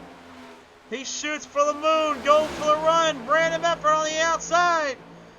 Cook Quick looking maybe to possibly seal and shock a few drivers out here. Looking to steal a possible big victory and a big spot up or two. But Brian McCann right now has already gotten so far ahead, he is not going to lay off now. And frankly, if I was him, why would he?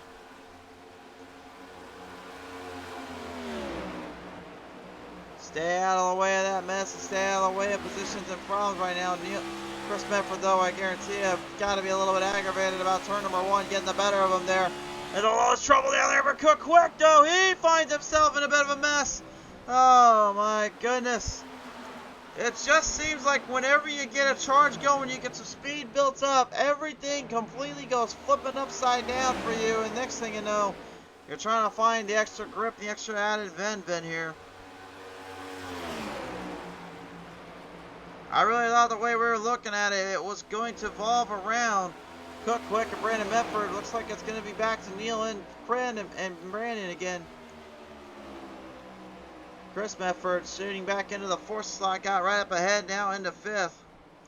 From 5th to 4th. He's not out of it yet, but he sure is falling very close to it.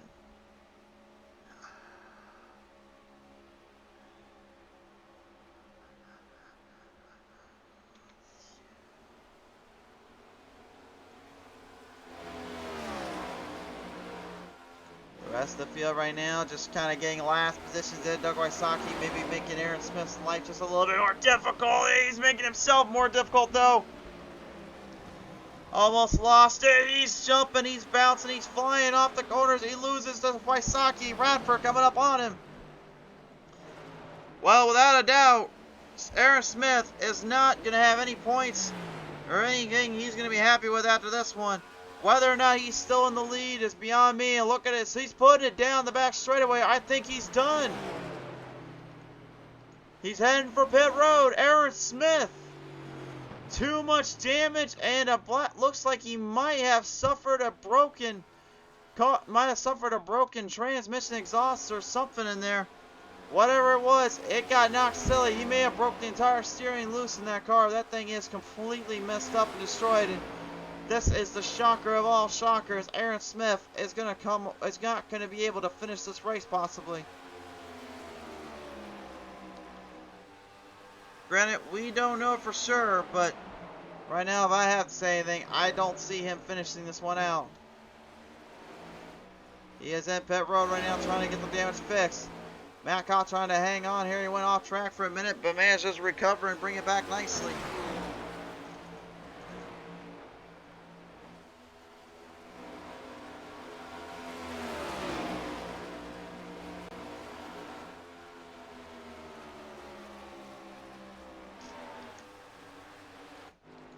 Last minute opportunities now, looking to carry on through and carry on my wayward son as Brian McCann has got a 2.5+ second lead. He's literally just looking at this in the big picture. He is extremely satisfied and got to be extremely happy knowing he may have all but sealed everybody's fates and may have sealed everything that came with it.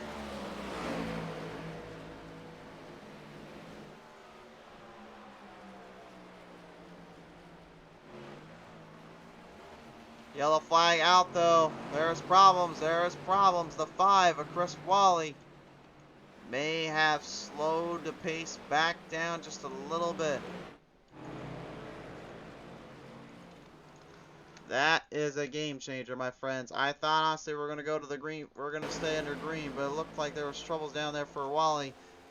This is what happened here. Wysocki and him, they were side by side entering off of turn number 4 And unfortunately, Wally overshot the corner and smashes it straight into the wall protection.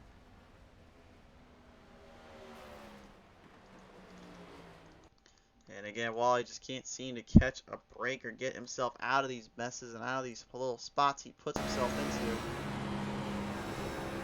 Granted, he's doing a lot better at holding himself up and together than I probably ever would with these next gen cars. I keep trying them out, and I just, honestly, guys, I really don't know how these people drive these things or even like running them. I think they're absolutely completely insane to deal with. And this is one of those reasons.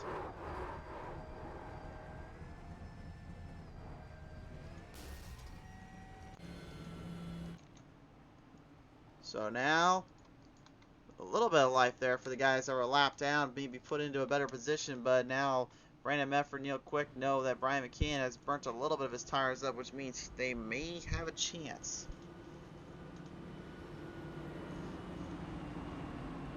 Whether or not they do, we're not completely sure just yet.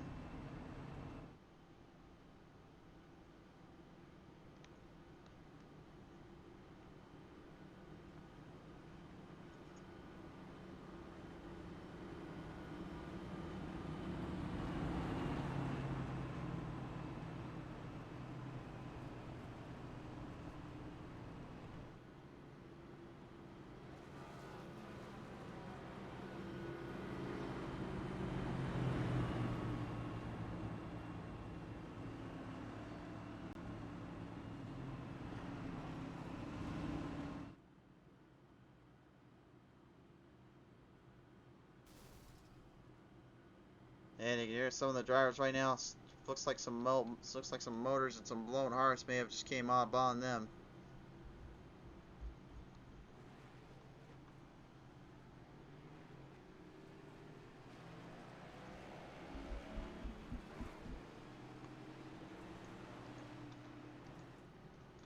The pace has been pretty solid all day, except for the first part. If you ask me, the first part was a little bit slowed down from the caution ends due to the struggles in the pin pulling out spots, but ever since then it's been a lot more under control. It's been a lot more realistic here. Whether or not they'll be able to keep that going and use that to their fullest advantage kind of remains unknown and unquestionable.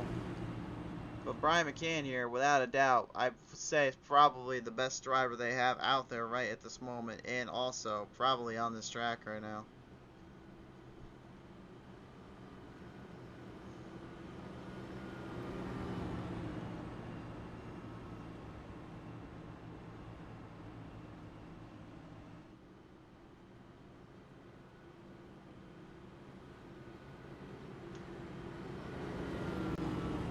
They'll have 22 laps remaining when they get the green flag back on out for sure. Brandon Mefford, Neil Quick, they've been pretty quick on those short runs. Neil, though, you really said earlier on, I just need to time and pace the strategies here. I need to time and pace myself. And this car will do exactly as I ask, and it'll do exactly what I need to.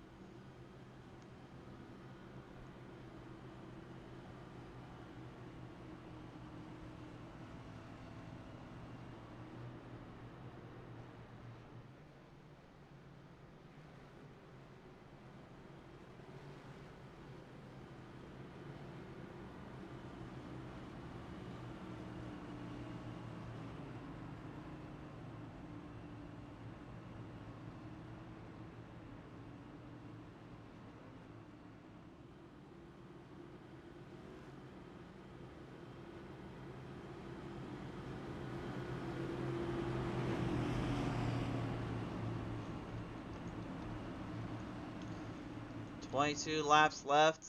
Anybody's race, really, and anybody's guess who's going to even be able to pour this one in and put this one in the record books. So much at stake, so much on the line.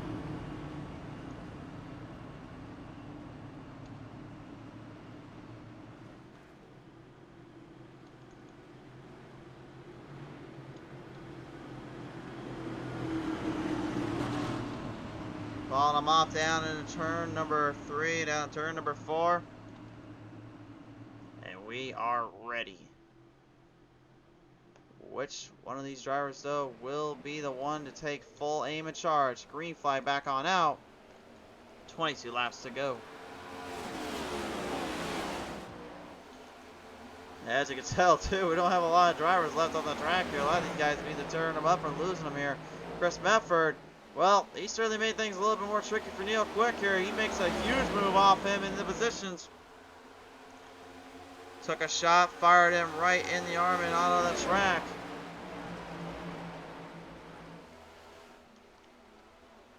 Brandon and Chris are going to try to draft with each other. They're going to try and get close together with one another here and hope for the best. I don't know how well that will work out, or that strategy is going to be good enough. But if you guys in this hunt right now, you probably wouldn't have guessed me put in there. Names like Matt Kopp, Tim Schofield, and even Cook Quick in that mix. They're even in this place. Doug Wysocki, you know, give credit's due to him, his performance here. He's been hanging in there and really doing what he can.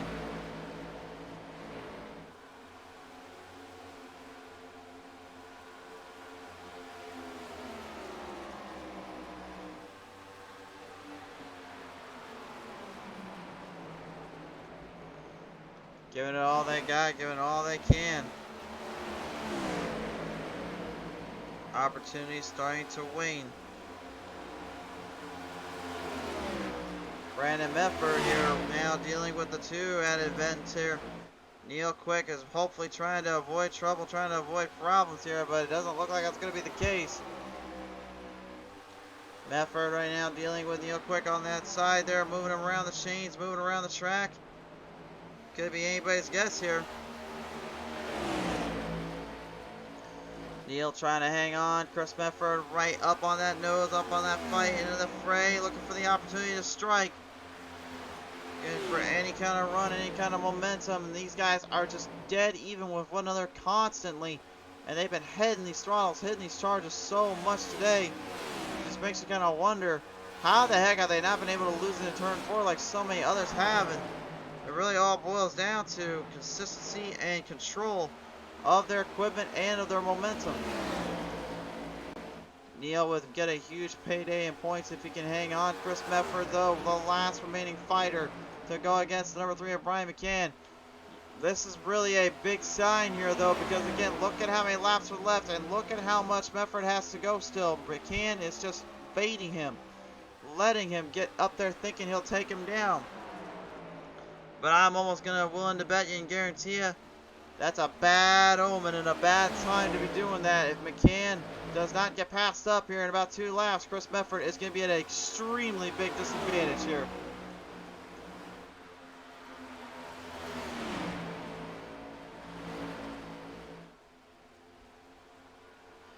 And you can see McCann is starting to already engage the throttle back. You can see he's already starting to engage it back up a little bit.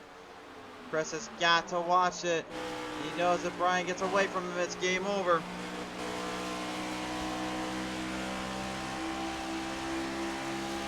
Oh, look at that corner off turn number 1 and 2.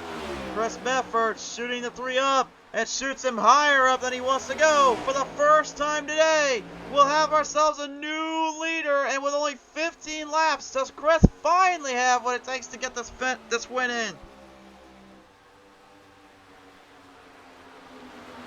He's literally been in this position so many times already.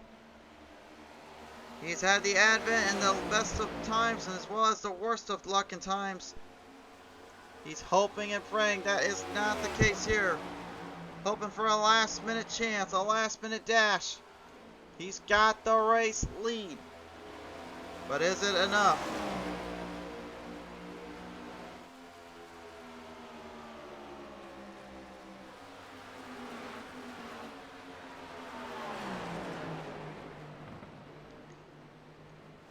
Coming the ends here, coming through the clutches here. Medford getting further and further ahead here at Brian McCann. This is actually, right now, this is looking pretty good. Chris might have actually outsmarted everything. He might have outsmarted the number 3. Right now, actually, yes, I gotta take it way back. Chris Medford, he went into pit road at 1:25. McCann was in at 1:12. This might be the strength that Medford was looking for. I have to take it way back. I thought the way they were planning and the way they strategized, I thought that it was the opposite. McCann had a better of him. It was actually outsmarting him. No, I take it way back. No wonder why Neil Quick had so much time giving him a little bit of that charge, keeping him behind him. He literally had nothing for fresh tires. 4 fresh tires, man. That makes the hugest difference. It makes things so much more difficult just to even work around.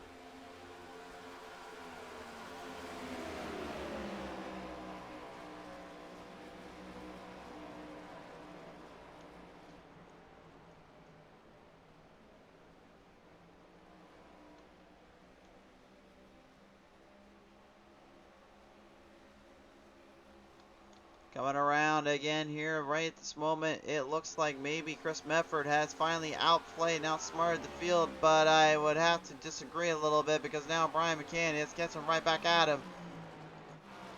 McCann has one last ditch effort ahead of him and one last chance to get him, but again with only 11 laps left, I don't know if he's got enough time to really do it.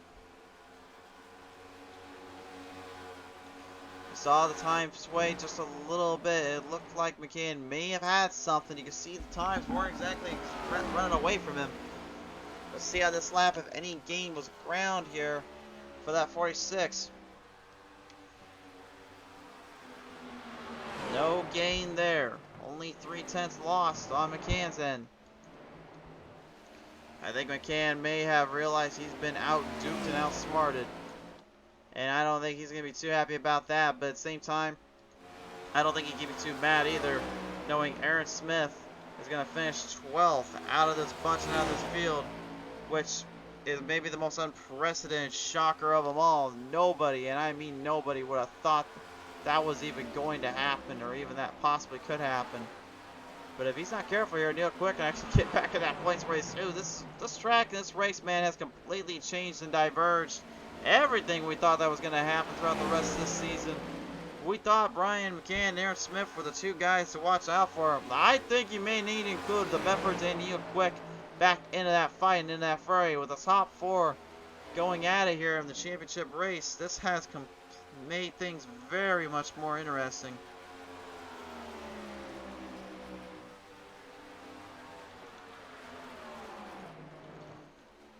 Without a shadow of a doubt, though, Medford right now, he is on cruise control. He's come so many times, so many places. He just needs this to stay green. That's all he needs.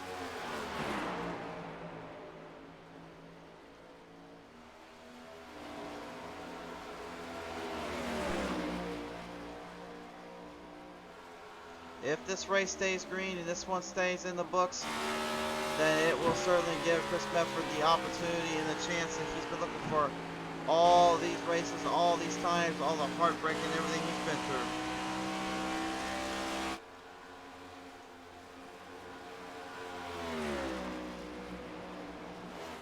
Brian McCann trying to hang on a little bit, maybe keep himself in position here.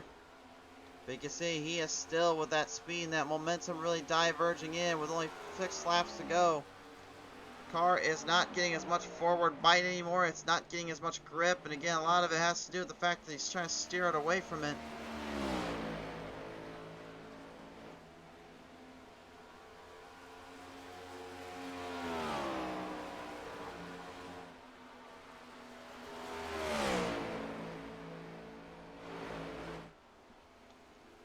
Firing around now, downtown. 5 laps to go. High 5 in the air, top 5 on your screen. McCann is starting to get away from Neil a little bit, but Neil is still using that draft line, using that push from the number 83 right behind him, and Brandon Medford giving him some serious chances and opportunities to kick this one in. Every driver right now, consideration being frequent and fluid.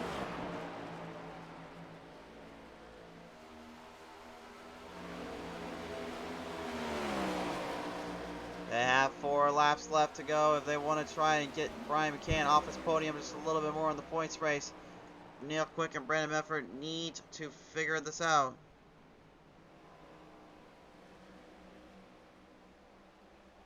They need to start getting a little bit more. They need to get a little bit more power on there. And right now, I don't think it's going to be enough. I don't think it's enough time. McCann is just too far ahead by a bit. And again, it's not a bad way to go out. Quick coming away third. He talked about it earlier. He said point blank, I just need to stay focused. And hopefully, if the car can get tightened up and I can get a chance here, I will make my runs and I'll make it possible. Well, he certainly did. And he certainly is getting that chance. But guys like Matt Kopp, Cook Quick, Tim Schofield, they, in my opinion, are the ones that have been most impressive and have been the ones that, frankly, have stunned me to my ends meet, showing they can hang with these guys, and they are here to hang for quite some time. And maybe, just maybe, there is something down the road that they can use in the next race, in the next races, in the next future of season championship stakes. We could be looking at a multi-man, multi-field, multi-drivers lineup going for the absolute limit and the peak of performances. But right now, I think we are going to have to give the nod and the tip of the hat to the guy that right now has been winless this entire season. I think that's just about to change. Brian's going to try one more big push here. He's got one last big run coming up for him. Got him by about 1.36, 1.35, 34, but Chris Mefford really at this point just taking it in cruise control mode. Off the distance, into the final corner. Mefford doesn't need to worry anymore about when will the time come, when will his place be, because off of turn 4, Chris Mefford finally will win back here at PTM Racing TV. He wins at Texas Motor Speedway. How about it, race fans?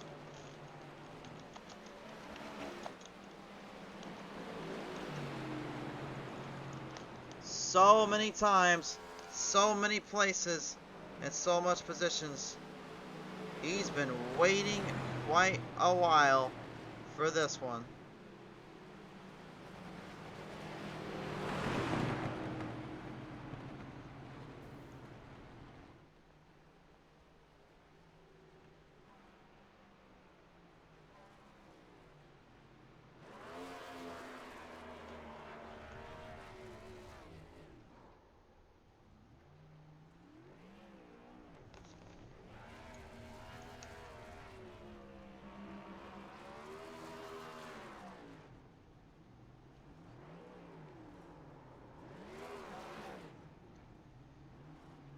Yeah, at the end of the day, people could say, like, what could have been, what should have been, or what really could have happened from all ends of the spectrum. I don't think anybody wants to say flat out that strategy did not come into play, and Mefford played everybody perfectly to the end. He'll win his first race of the season at long last. Brian McCann will go second. Third goes Neil Quick. Brandon Mefford, give credit where credit's due. Tip the hat to him. He goes fourth. Cook Quick, great showing, goes top 5 in this one. Matt Kopp goes 6, 7 to Tim Schofield, 8 to Doug Wysocki, 9 to Ray Radford, 10 to David Brown, rounding out top 10. You know, let's just acknowledge this real quick. David said he was just trying to get points and trying to get as many positions as he can. He got ahead of Aaron Smith and even Troy Radford and Jeff Napier. That is literally staying out and fighting for everything you got.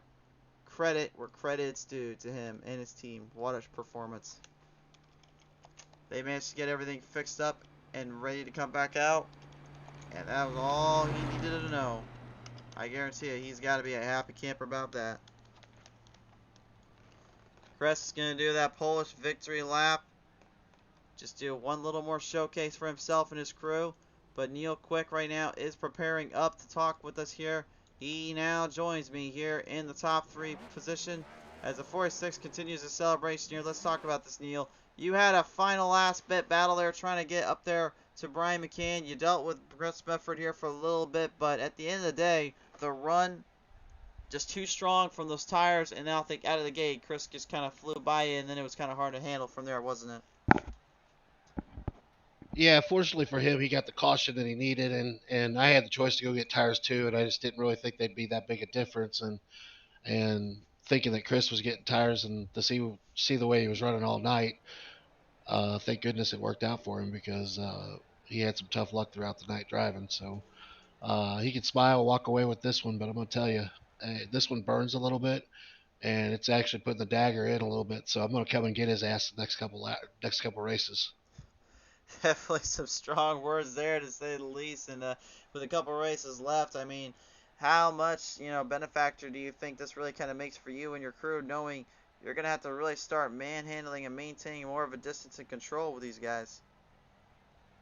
The gloves are off from this point on. Basically, it's 3 races to get into the final 4, and I'm gonna tell you, anybody that was watching tonight, you guys better bring your friends, bring your kids, bring your in-laws over, because the next 3 races are gonna be a gloves off, all-out battle, man. Well, you guys are loud and clear. Neil Quick is after it, and he's going for broke. But Neil, after that, all this finish, congratulations on his 3rd place finish. Still, at least, who do you want to thank for that? Definitely the guys I raced with tonight: Brian, Chris, Brandon, Chris, Wally for putting this on, Kyle. They make this fun. So really excited about the next couple weeks. See what happens. You guys broadcasting and the family for allowing me to do this. For sure there. Well, nevertheless, Neil, congratulations, man. Well earned and deserved, sir. Thank you. Neil Quick, ladies and gentlemen, coming away 3rd out of the bunch and coming away 2nd out of the field. Kind of a surprise to me, of all things, but Brian, you had pretty much a locked and loaded car, to say the least. And without a shadow of a doubt, my friend, you put on the barn burners, you put on the fight to the end. It just did not quite last as long with the tires because Medford kind of outplayed you there. See, what he doesn't know is I got an extra set I saved after this race, so I'll have 4 next race. Oh, well, I would say then his luck might have kind of been thrown out the window. That could make things a little bit more difficult. Oh yeah, that was my strategy. Coming around after that caution on lap 125, I just completely forgot I had a set of tires. So I'll sell them after the race and recoup some of my losses. For sure there, but at the end of the day, at least, comparatively what the guy you were hunting down for in the points-wise, Aaron Smith, could say, you at least got a car that's in one piece and still at least under control and not detrimentally destroyed. I have a feeling that you're really going to be going for the absolute limits throughout the rest of these seasons, throughout the rest of this championship hunt, because you're going for that title, aren't you? Oh yeah, everybody is. This car drives like a pogo stick. I had that all thought out, and then I messed it up when I was trying to say it. Never mind. I guess maybe we should leave it at that and just make sure we don't get demonetized. Yeah, cut it off. Cut it off. Anyway, Brian, 2nd place finish here, sir. What a performance and a time, my friend. Who do you want to thank for it? My wife, family, everybody comes out here and races with us. You for doing the broadcast, league admins for putting this show on, and all of our sponsors. Thank you. Brian, congratulations again on a 2nd place finish. A big, big points day, possibly the biggest one for you and your team. Brian McCain, ladies and gentlemen, coming away 2nd out of the field, as I think this man has been waiting a long, long time for us to say it, but this season finally he can knock it out of the hat. Medford, Chris Medford that is going to win. He brings it home today, and really, Chris, what a performance, and the strategy at the very end, icing on the cake, sir. Yeah, I gotta pay. No, I mean, it was a risk versus reward. I knew I was already in the next round. Um, and I told Brandon, I said, I'm going to take tires. I mean, if it goes green, great. If not, so be it. Wasn't meant to be. So, I think I took tires. I believe Cook and Schofield took tires as well.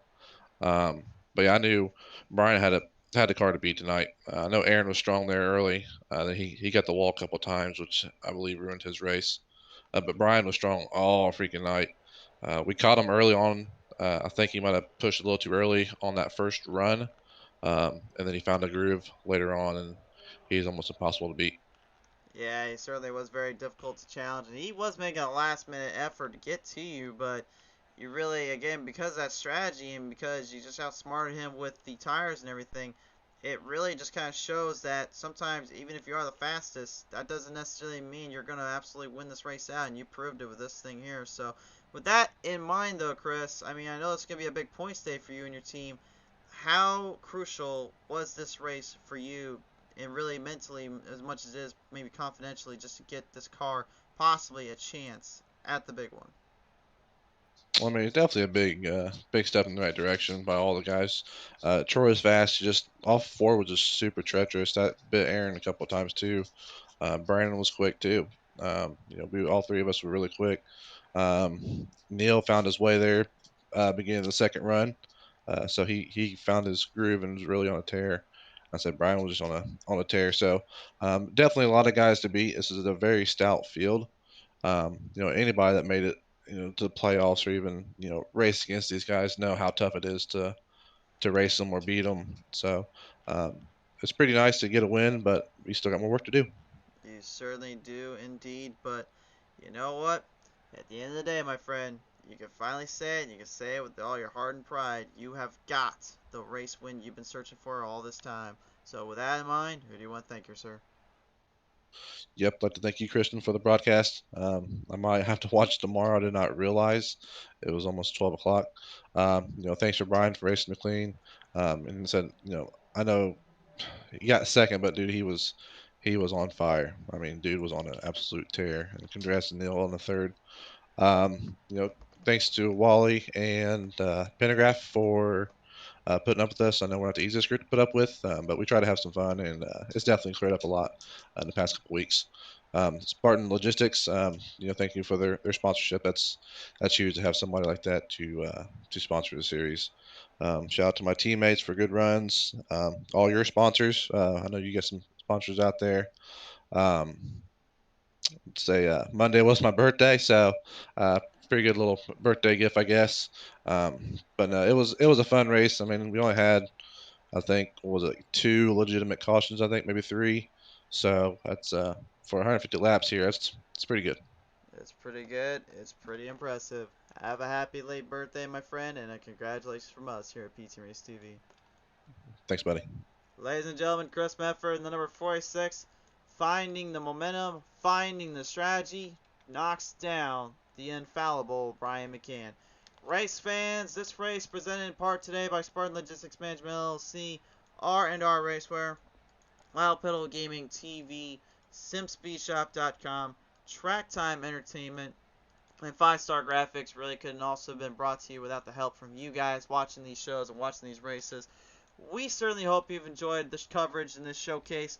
It was a wild, wild race from start to finish, but we have crowned a winner, and a championship still needing to be wrapped up. But from all of us here at PTM Racing TV, we thank you again for everything. We thank you for tuning in. We'll see you next time.